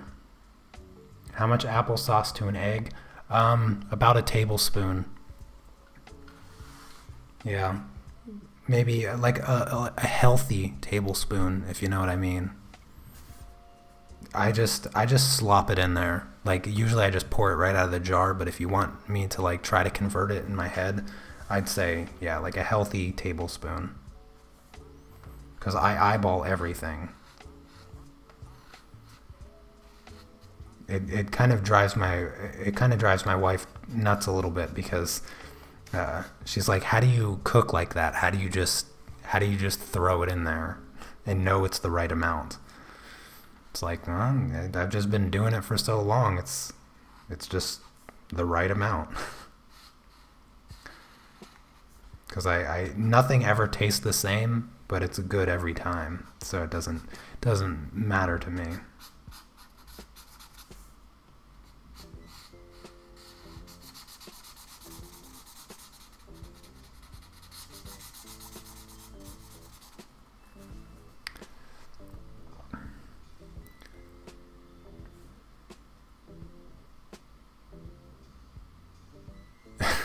Jennifer, I wish I could have been there for that conversation. I'm imagining people watching this stream afterwards, art and food cooking channel video in one. Yeah, yeah. A little bit. That's okay. You know, I've always kind of wanted to take my channel a little more to the vegan side of YouTube, because I thought that it helped me kind of reach a new audience base, but I never actually did, clearly. But it's nice to just chat about it in the chat.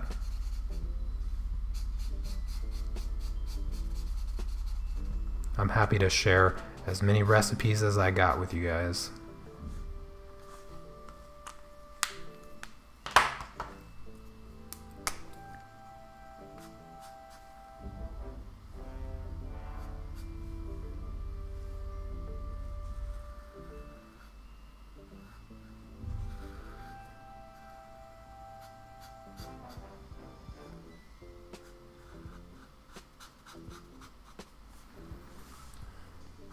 I still have like a ton of coloring to do. I feel like I'm really far behind where I intended to be 2.5 hours or whatever, however long I've been streaming. I don't even know at this point. But I really thought I was going to be farther along than this. I was mistaken.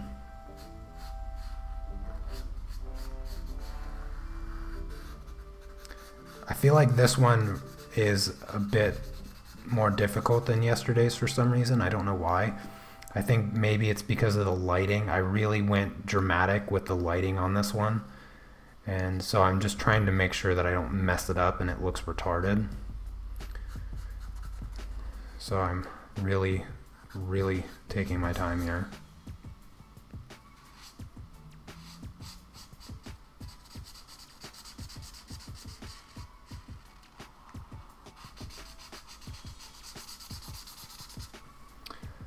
About an hour and a half, that's all. Oh, that's not too bad.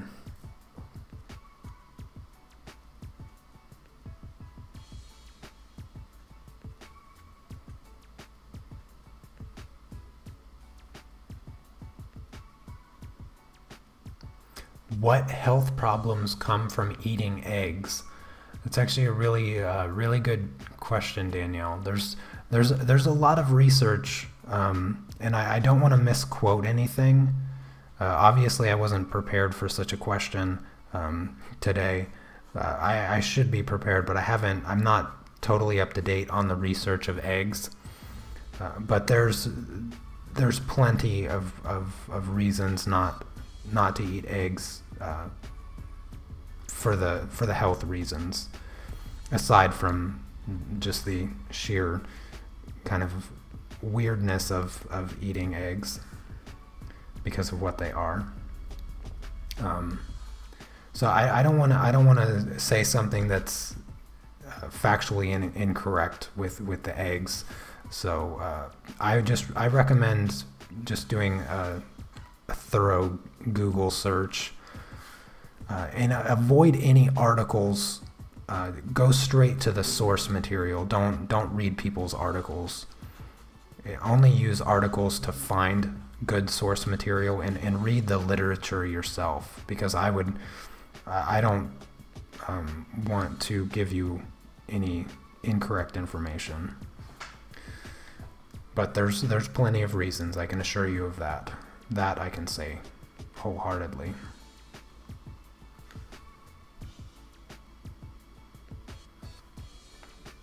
Because when I went vegan, and the reason that I stay vegan has nothing to do with animal cruelty.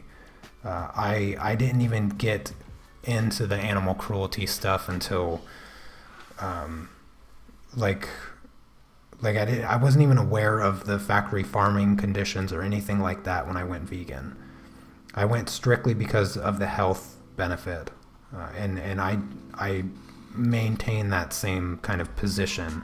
I think people that get convinced to go vegan because they see these terrible conditions of factory farming, I think they tend to be real sensitive in the beginning, but then revert back to their normal diet of eating meat later on with little regard to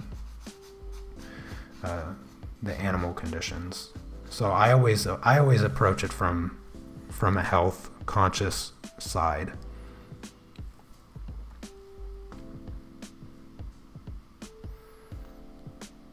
Now we had this discussion, double what you think it was going to be. Yeah. I've spent the most ridiculous amount of time just sketching my face. One of the common brainless things people say when I walk my goat is, do you get milk off her? And I love saying, I don't take anything off her. We're friends. Oh, that is great. That makes me want to have a goat just so I can walk her and say that to people. That is so funny. That is so funny. That is just, gosh, that is hilarious. You know, I would love, maybe somebody that's a little more extroverted that wouldn't have a problem with Steve. I imagine that you would be totally open to doing this. If you see somebody walking a dog, and you know you feel comfortable going up to pet their dog or whatnot and like start a conversation. See, I couldn't do that to a person in real life in a million years. I would freeze up. It'd be awkward. The police would probably be called. I'd get arrested. I don't think I'd be able to do it. But if you guys walked up to somebody walking their dog, and if it's a girl dog, you should ask them if you milk her, if you get milk from her. Because how is it different? Seriously, ask yourself, how is it different if somebody were to milk their dog and drink their dog milk? Because dog milk is not significantly different than goat milk or cow's milk. It's milk from a different species of animal that you're drinking. So I mean, if you think drinking dog's milk is weird, then how do you not think that drinking cow's milk is weird? I mean, cow's milk, obviously, it's been socially conditioned in us to find that to be normal behavior. But, you know, could you imagine a society where drinking dog's milk is socially acceptable? I find it totally kind of a weird thing to think about, but honestly, there's not a whole lot different there.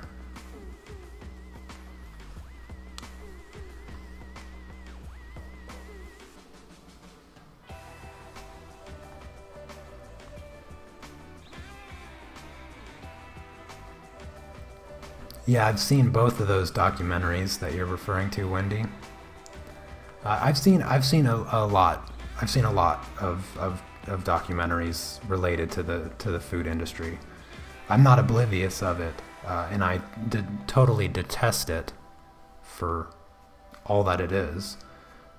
But what I was trying to allude to was that my choice to be vegan wasn't influenced by the terrible treatment of the animals. It was simply because I wanted to live as healthy as possible.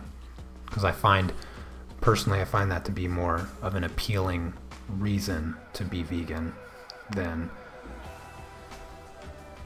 the treatment of animals. But if you want to watch a really good debate, if you want to listen to something and get a lot of facts in one place, there's this YouTube channel called Intelligence Squared. I don't know if you guys ever heard of it, but I like to watch their debates. They have really good, well-organized debates regarding all kinds of topics. Lots of politics, but they had a debate on there earlier this year called "You Shouldn't Eat Anything with a Face," and you had, you know, the vegans on one side and some other random people on the other side. I don't know who, but yeah, it was a really good debate. They cover a lot of questions and a lot of information and stuff like that, so should definitely consider checking that out.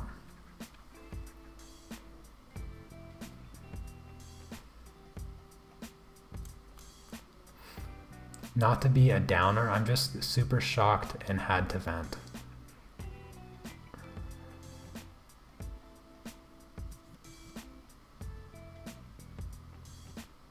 Oh wow, that's terrible, Mandy. That is insane.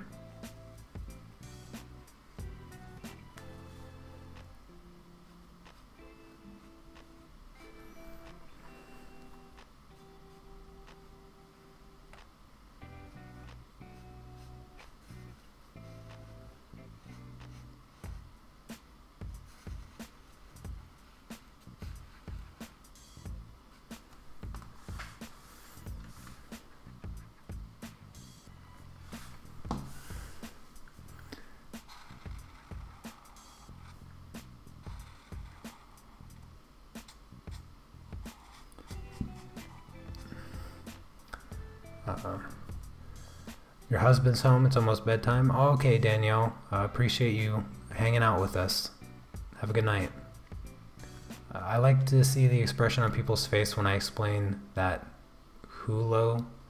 that how to get milk from animal, you have to make it pregnant, then snatch the baby away. Oh yeah, that's also a really good point.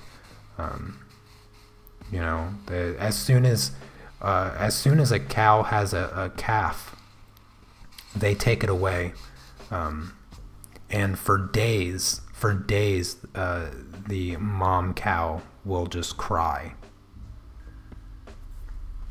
A lot of people choose to ignore that kind of stuff, you know, because they need their milk. They need their cheese. They love their cheese.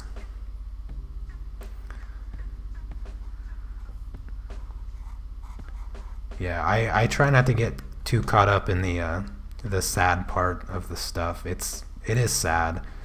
I think one of the saddest documentaries I ever watched on the animal treatment is the documentary called Earthlings.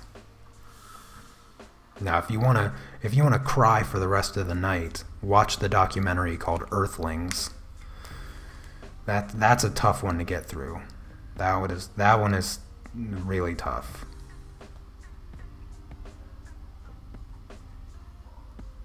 I can't say that I agree 100% with everything presented in the documentary, because I don't. But regardless of how you feel, that documentary will tear you up, just make you sad as can be. If you're looking to have a good cry tonight, catch that documentary. You can probably watch it free on YouTube.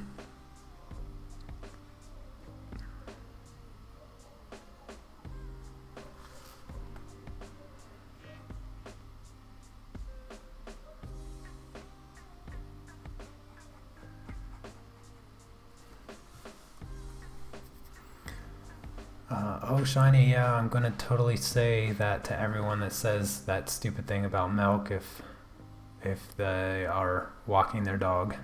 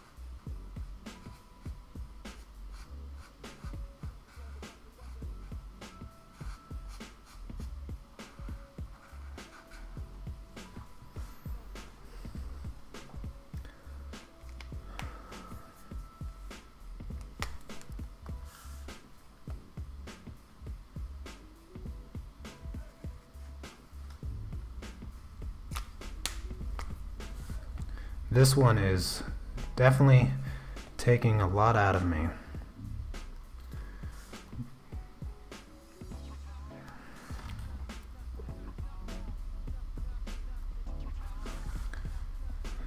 Starting to come together though, a little bit.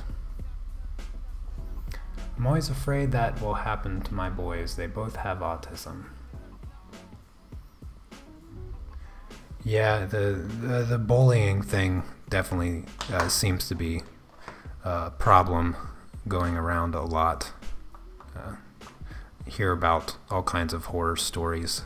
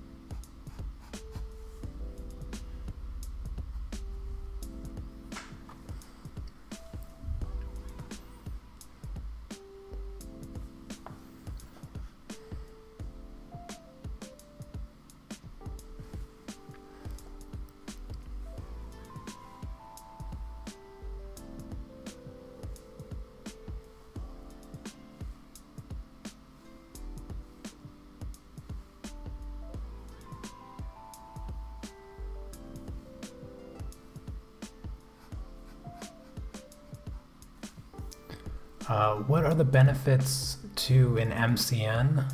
Did you go looking for one, and would you make the same choice? You know, I don't know. So I was really naive when I signed up with mine. Fortunately, they seem to be a good one. They offer at least a few benefits that I enjoy having, which is all the royalty-free music that I would ever need. And I don't know if I'd make the same decision. I think I probably wouldn't have made the same decision because I don't know what other benefits really exist out there, and I probably should have waited with my choice. Mine is BBTV, broadband TV, and they're like top 10. They're like top 10 biggest MCNs. So when they contacted me, because they sought me out, I didn't seek them out, which is probably a red flag right there. So when they contacted me, I was like, ooh, and I looked into it and signed the contract like as quickly as I could. And I probably should have waited.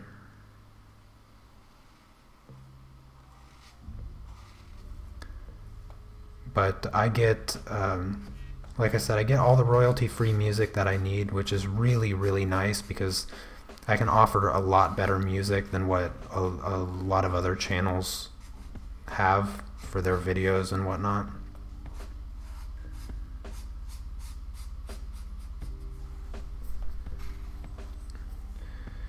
They also pay me consistently through PayPal, which is nice.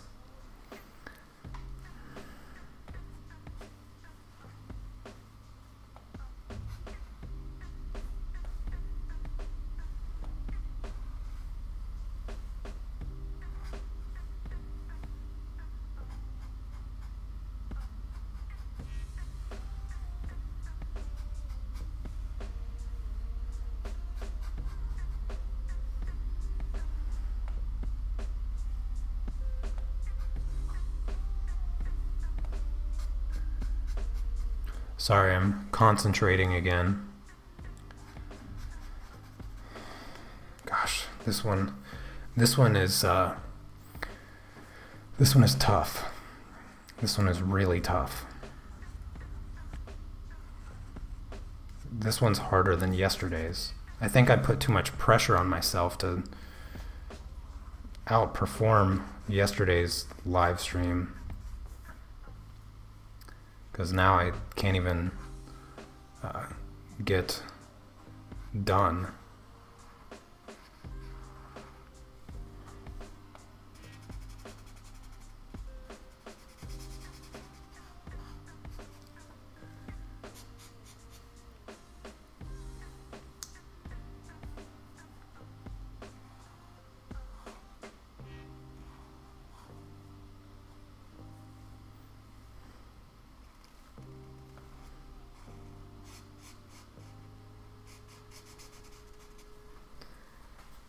Goodness, looking beautiful. Oh, thank you, Mandy. I can't watch those sad docs. Yeah, I know, I can't either. I get it, but I know I can't change, and it will stuff up my brain. Can't even watch the news. I like the science of vegan stuff and follow it all, but I understand it. Yeah. For me, that's the argument that works best, is the science behind why the diet is better than what everybody else is eating. Because at the end of the day, that's what's going to make a difference in a majority of people's life immediately, is just the clear benefit of not eating meat and whatnot. I think I need to focus. I think I know what's like making this so hard. So I'm going to focus on just this leg here. I'm going to finish up this leg. Because right now I kind of don't like this. I don't know.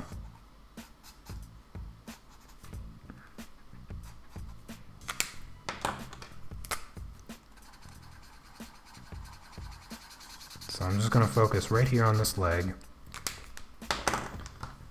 That goes there.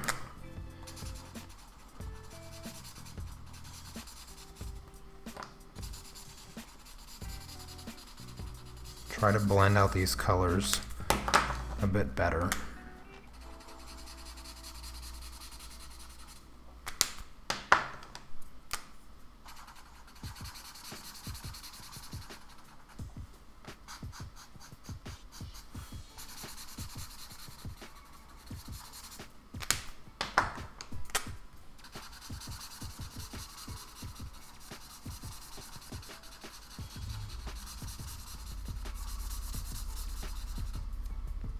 I think that's getting there. It's getting better.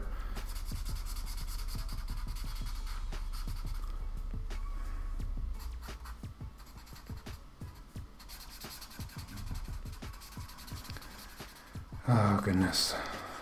Sorry, I got really caught up. Got really caught up in this piece here. Caught up in the moment. Trying to fix it. Don't want it to go to waste. I was liking where it was going, and then it just kind of started creeping away from me as it turning into something that I wasn't really liking. And the strategy that I went through on this one was different than yesterday's in the sense of blending out the skin tone and whatnot, and it's not paying off very well. Oh, my lovely wife is home.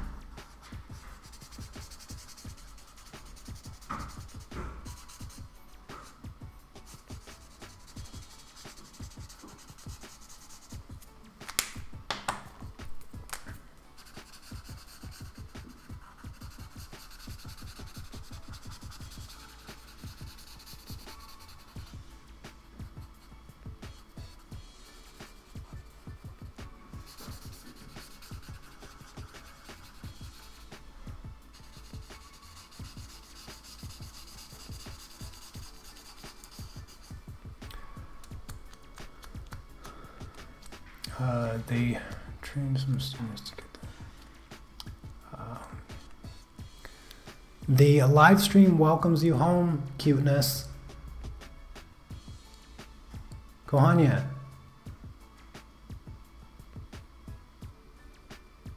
Cutie. Oh, she went to go wash her hands. She can't hear me.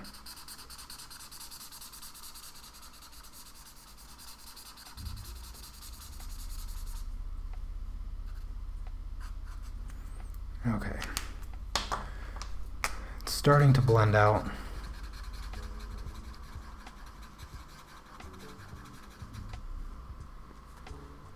Now I need to focus. I need to focus. One section at a time. One section at a time. Her stomach is super important, so let me try to get this.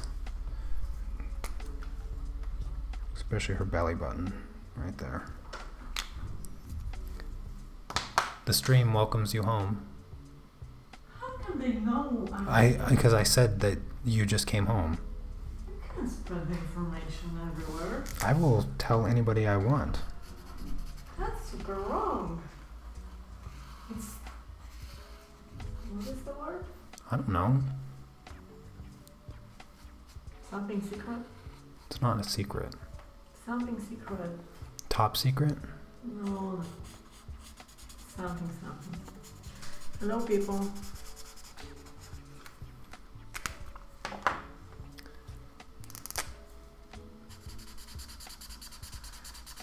What is this idea? For blind. Okay. Okay. What? That's interesting. I agree, it's interesting, which is why I chose it.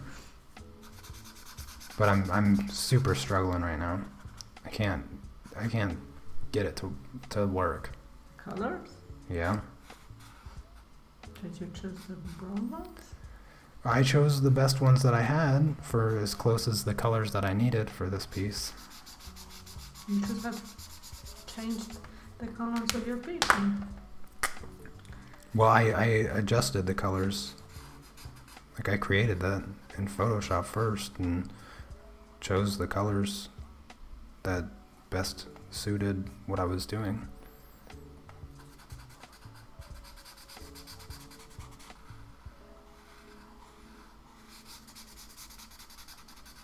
That's very nice, Brenda.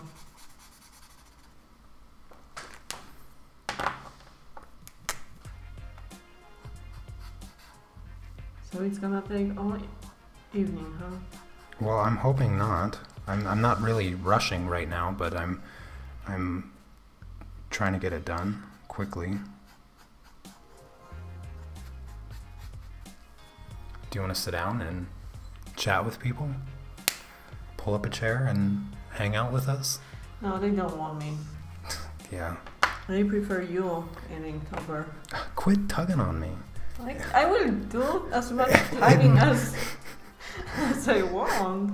Give me this hand. What do you want with that? Secret. You're cold. I am super warm. This is ridiculous. Quit yanking on me, gosh I'm darn it. airing you. I don't want to be aired. Oh, you won't.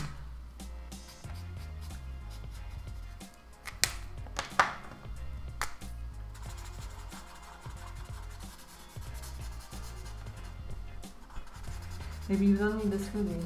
I don't really feel like I need this hoodie. I can undress you. I'm good. People want to see undress.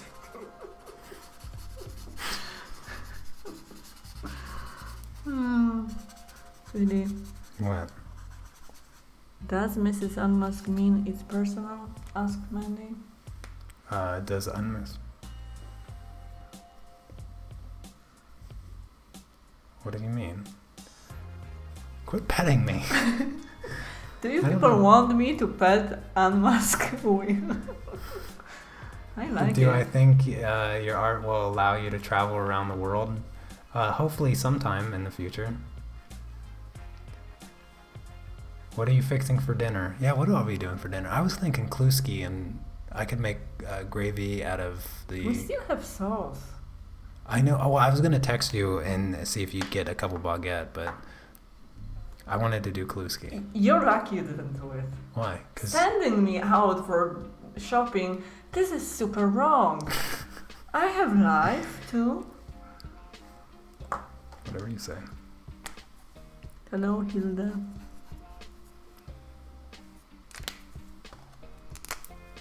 You see, they like petting.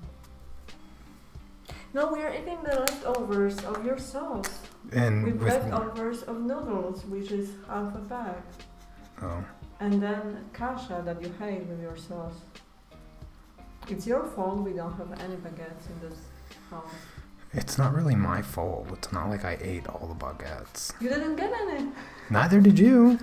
Yeah, but you're baguette supplier, okay? In this house.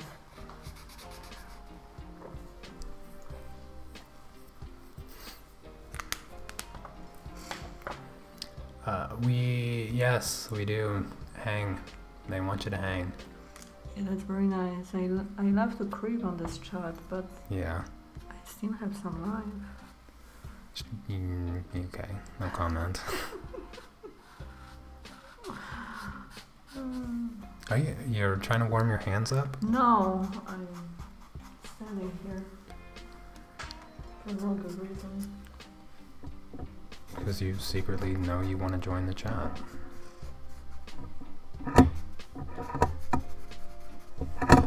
Quit. Go on, yeah, it's gonna make all kinds of noise into the Do you microphone. like the noises, people? Stop. They wanted me to hang out, and Yeah, I'm doing my hangout. Your right hangout now. doesn't involve playing with little Nobody thingies. said it.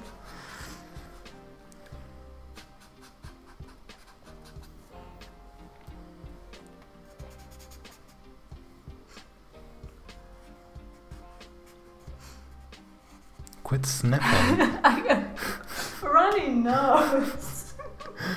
Go take care of If it. I can't sneeze, then at least I can give you whatever they are. Sniffles? Sniffles, yes. Nobody wants to listen to your gosh darn sniffling. Ask people maybe first. I don't need to ask. Nobody wants to hear you sniffle. You're standing right next to the microphone going, go blow your nose. Oh, you're so rude. No, I'm not. I'm going rude. to sniffle even more. Grab a chair.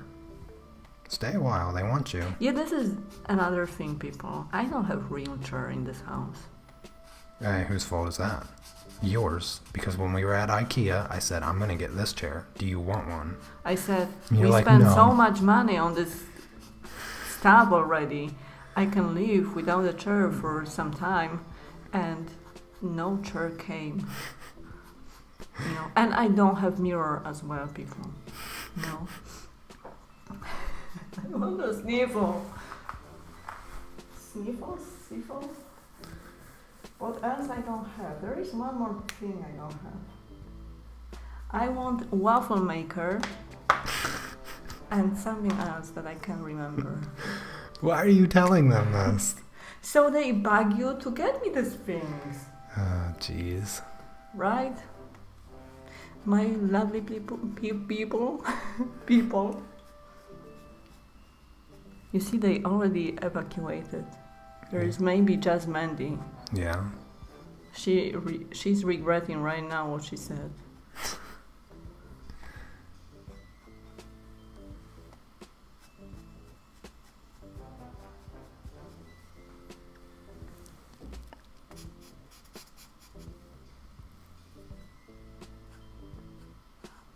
Yeah, but the problem is he doesn't like Christmas.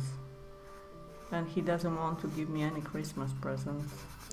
You just over here making up all kinds of ridiculous things. You told me that you... I don't celebrate Christmas doesn't mean and I no inherently... gifts for Christmas. Yeah, we do giftless Christmas. You know that. Exactly. So why you're saying that I'm saying nonsenses? Because you're saying nonsenses. Yeah, you just don't want to share it with Word. I did share it with the Your world secrets. last year. Yeah, but nobody listened to it, you know, right? Oh, jeez. I will pet you.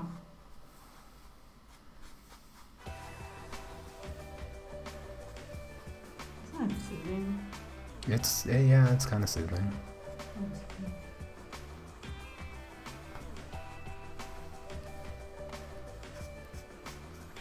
What's really soothing is that this is starting to look like something. Slowly but surely starting to look like something.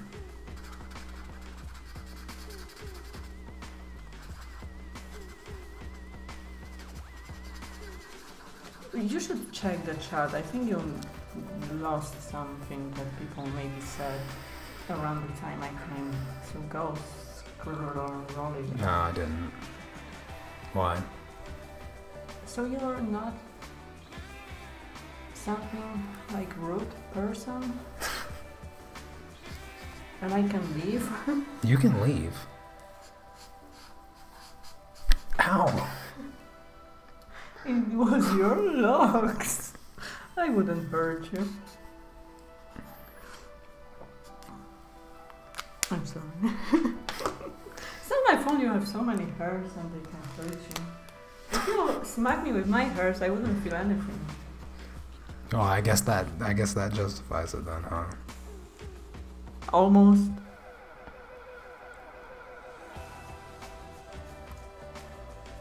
Exactly, Mandy. That's what I'm doing. So no food here. What does that even mean? Of course, there's plenty of food. There's plenty of food. Prepared for me to eat right this second. That you are correct. Exactly, right? So I think I'm leaving. Where are you going? I don't know. Somewhere with food. The kitchen. Kitchen has food. Yeah, but it implies making. Okay, I'm gonna make kasha and stuff that you hate. I like kasha. What Not is this with nonsense? sauce. Spaghetti sauce, like you said. It's because it's weird. Then don't say you like it. I like kasha. Don't say nothing about putting pizza sauce on it.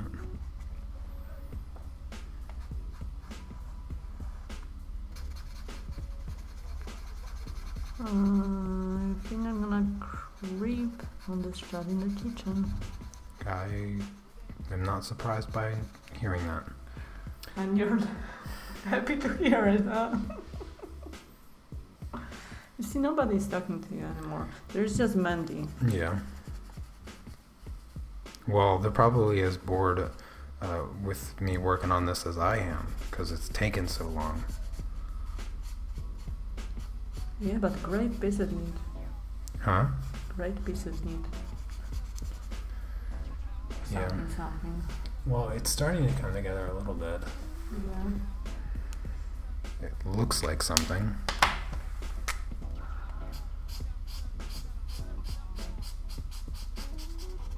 Okay, I'm leaving. Okay. Don't sound so happy.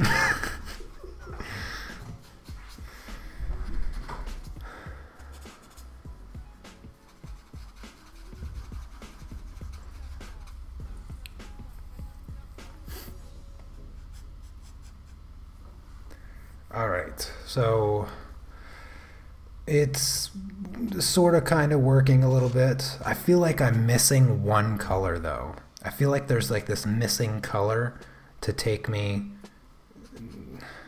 Just I need this. I'm just missing a color, period.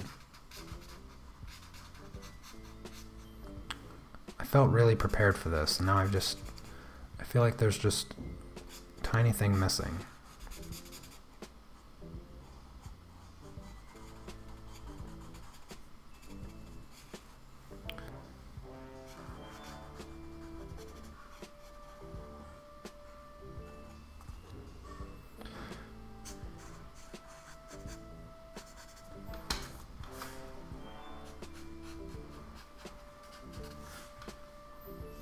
What type of work does Anna do? She is so sweet. Oh, thank you, Brenda. She is she does a lot of things at work, but she handles a lot of the foreign sales for a company that makes electronic cleaning supplies. She's the only one that speaks any English, so anytime they have foreign customers, she has to deal with all the translating and communication between the company and the client. Yeah. It doesn't fit? What doesn't fit? Those noodles? Well, I can make macaroni and cheese. Why don't you just use the kasha and the sauce to eat something, and then I'll make macaroni and cheese once I'm done. I mean, there's still half a bag of Noodles? Make those, and then I'll make mac and cheese later. You want mac and cheese? I do want mac and cheese. Wise. Mac and cheese sounds delicious. You draw these beautiful people and what do I draw? Jello. I liked your Jello piece, Mandy. I look forward to sharing it on tomorrow's live stream. These things are it just takes a bit of practice. Not even that much, to be honest with you. Just a bit. Just a little teeny tiny bit of practice. I promise. Anybody can do this.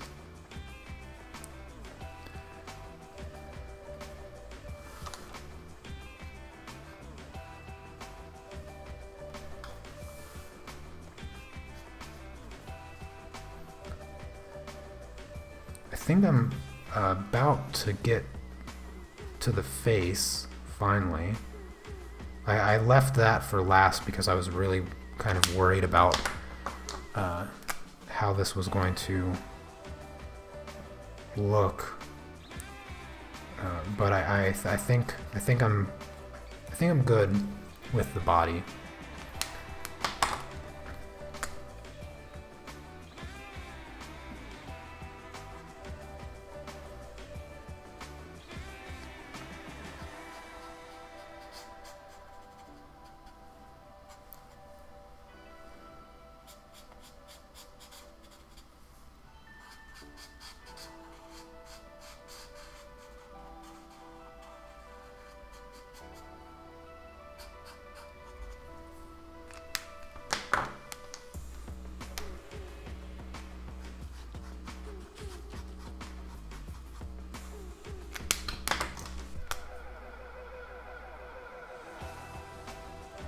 There we go. Yeah, I think that's good. I'm gonna focus on the face now because this is gonna be hard.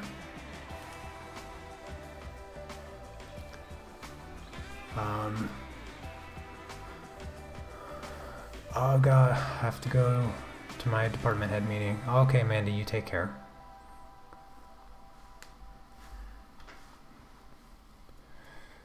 Let's see. What to do? I'm so lost. So lost right now.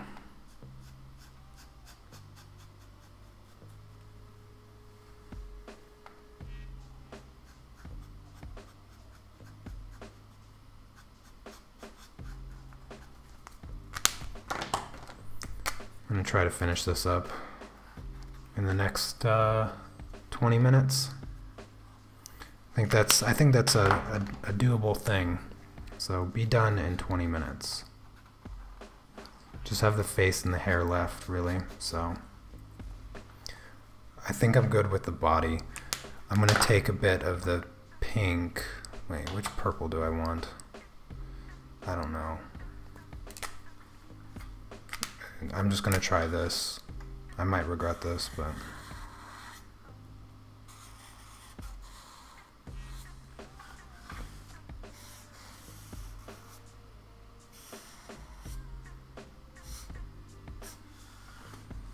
there. I don't know if that really did anything, but it gave it a pink tint. Focusing on the face. I've already learned so much from you about shading and color choice. It's awesome. Oh, that's great. That is great. Now if I can just not mess up the rest of the face, that would be even greater.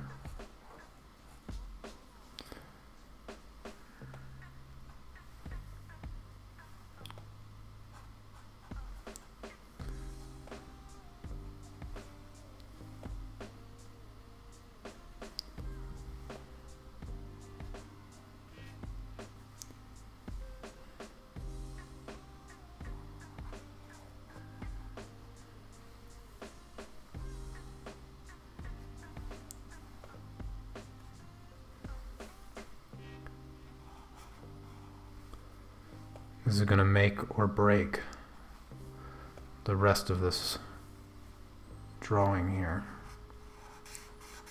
If I can just get this part done and make it look halfway decent, then we will have a drawing, everyone.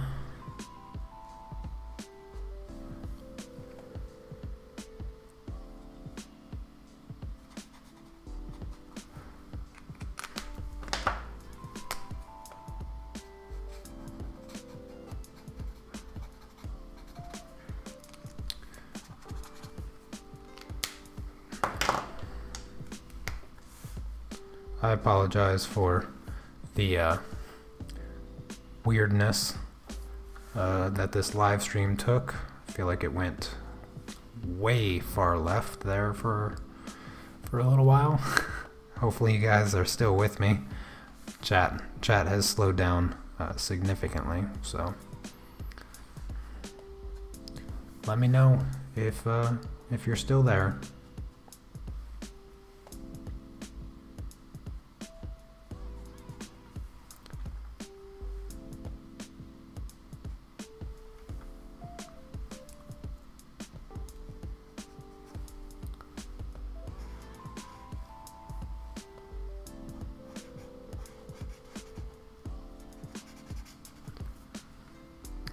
I'm here just focused on drawing. Oh, okay, Christine.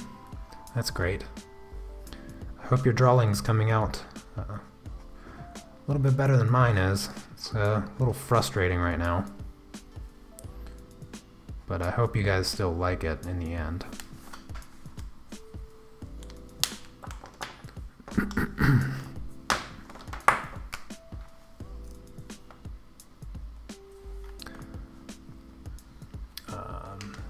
Still here, been focusing on drawing, so a few of you, yeah. Just got through 30 edits, nicely done, nicely done. Transferring your sketch with a light box. Yeah, well sometimes, you know, reworking it definitely helps.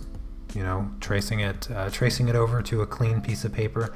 That's essentially what I do in Photoshop with my sketches, my endless sketching. I just, you know, I basically scribble. At this point, I just scribble, and then in Photoshop, I make a new layer, and then from there, I scribble again, make a new layer, and I just keep scribbling over and over again until I finally end up with something that I think is reasonable, and that's how I do it. So it's the same idea as using a light box.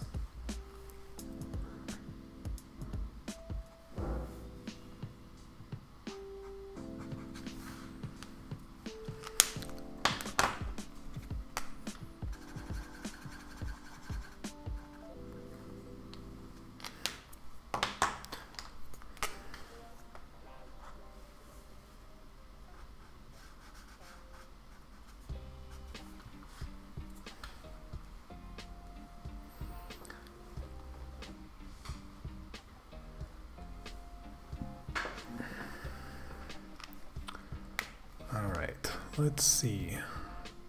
Try to get her lips. This is going to be super difficult.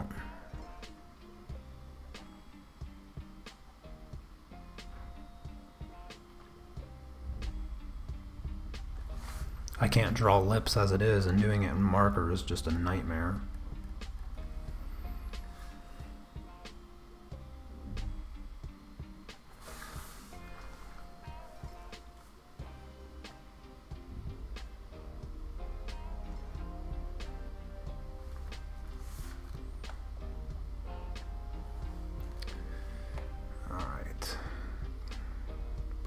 Nostril there.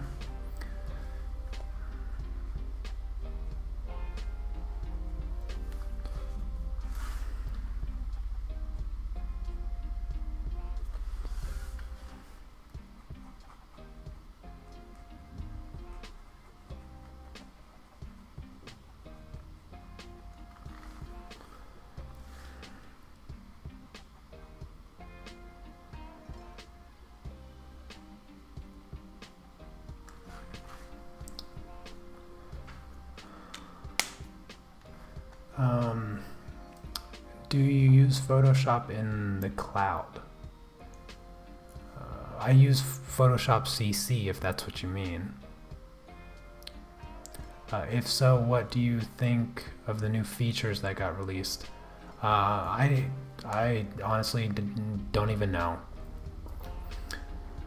I guess I don't dive too far into the minute features that change in Photoshop.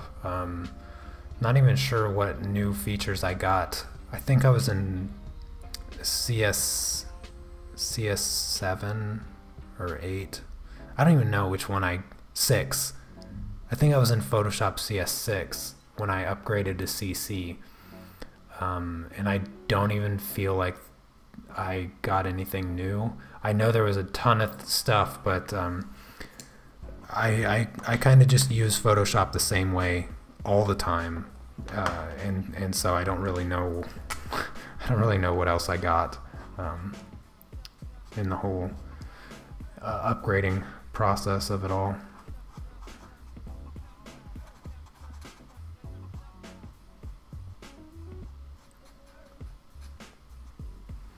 But I've always really liked Photoshop. It's an extremely powerful tool for artists, and I think that if you don't know Photoshop, then you really are behind the curve. I mean, you don't even have to know that much. I know quite a bit. I mean, I know exactly how to do all the things that I want to do with it. I can even do a little bit of flash type animation in Photoshop, but yeah.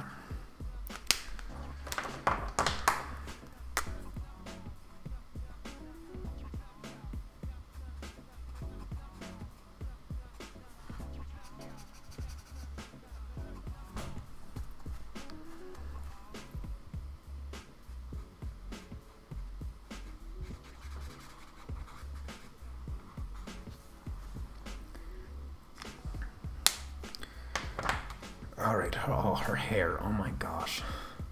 Let's see, what did I else, what about Prismas or Polychromos? Do you use them? Yes, I absolutely do use them. Just bought Prismas and they are awesome. I would appreciate a tutorial of drawing a portrait with them.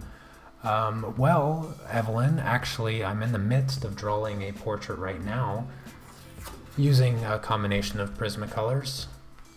You can see me draw this in real time over on my Patreon page.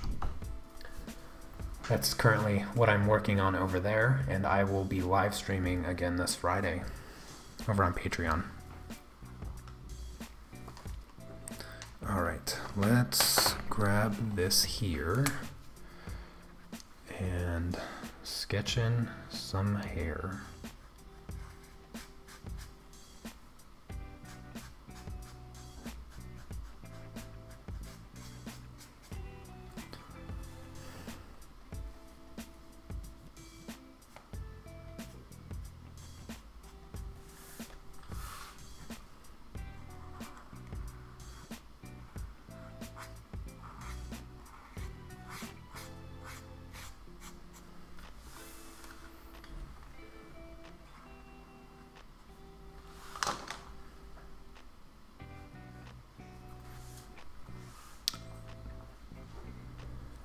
Just the photography bundle, Wendy. That's all I signed up for. So I get Lightroom and Photoshop.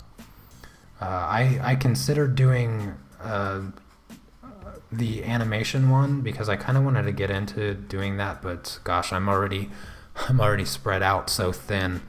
I couldn't imagine trying to learn the Flash animation as well.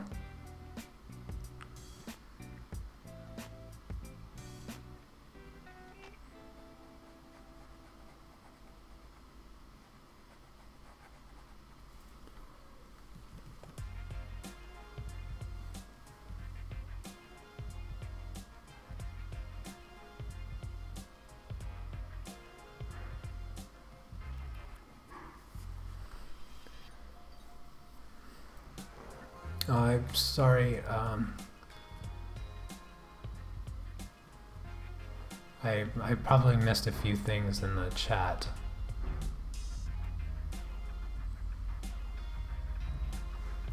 I have Faber-Castell soft pastels and don't know how to draw over another color. Any tips? My tip for the Faber-Castell soft pastels would be to get my Intro to Pastel course, because those are the exact pastels that I use in the course. And the link for that is in the description, but to give you kind of to to answer your question here on the live stream, I would say make sure you're using the right paper.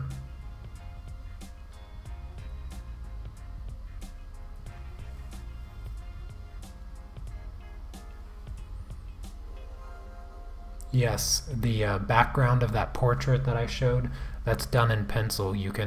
I have a separate tutorial on Patreon of me doing just the background. I take you through step by step and explain to you my entire thought process for doing those blurry type backgrounds, because a lot of pencil artists still struggle with that. And so I break it down over on Patreon.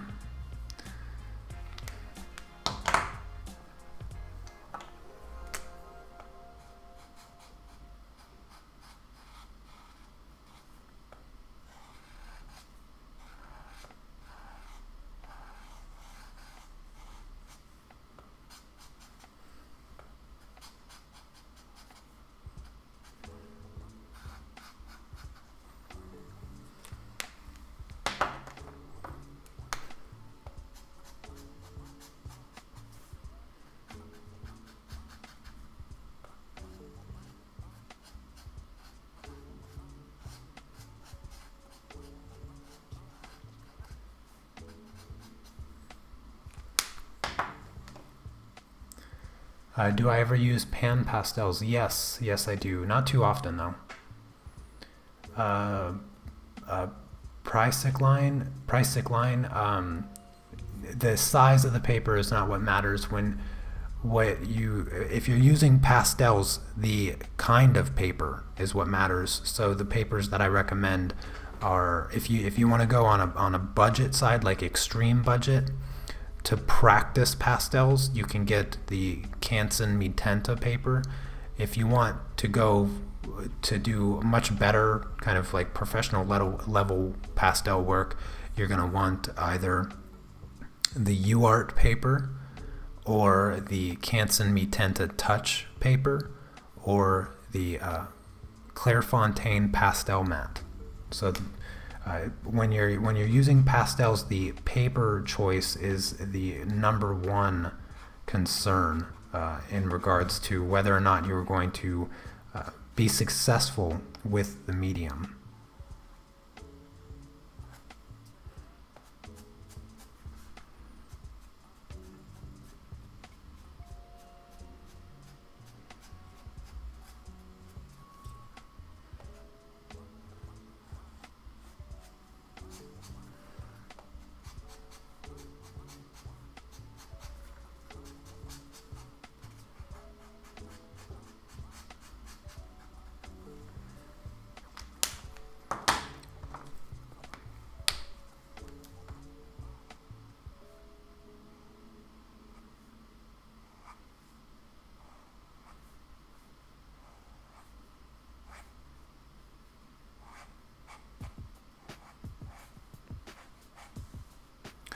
Alright, I am almost done. Just going to finish up these last few details on the hair. Add some little flyaways and whatnot. I'm going to take my white gel pen, add a few details to her hair, even more texture and whatnot. I'm going to white out in her eyes. I don't know how much that's going to show up, but I want it to be whiter there. I think I'm going to outline. No, I don't think that's going to make a difference. I think I'm going to outline it as it comes across her body. Not this. That one's pretty dried out. This one works better. Okay, it's not really doing anything. Yeah, that's not really doing anything.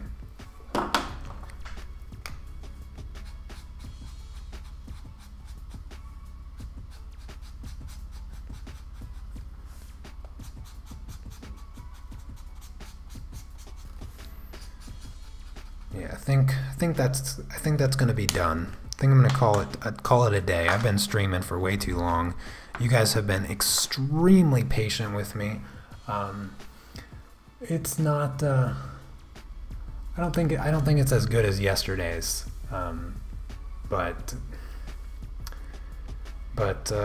it was fun. It was fun to do. It was definitely a challenge, that's for sure. I put it out. I put myself out there a lot with this one because this was a true challenge to do, especially for a live stream, because if I was to do this off a live stream, I'd be able to focus really, really well.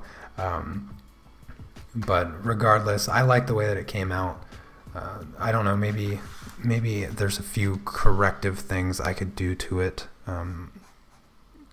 that will help it look nicer. But I don't think I'm going to play around with it anymore. Either way, it was fun, and I hope you guys liked it. I hope you guys had fun in the live stream today. A lot of you have been working, which is nice, and I hope that I gave you something good to listen to.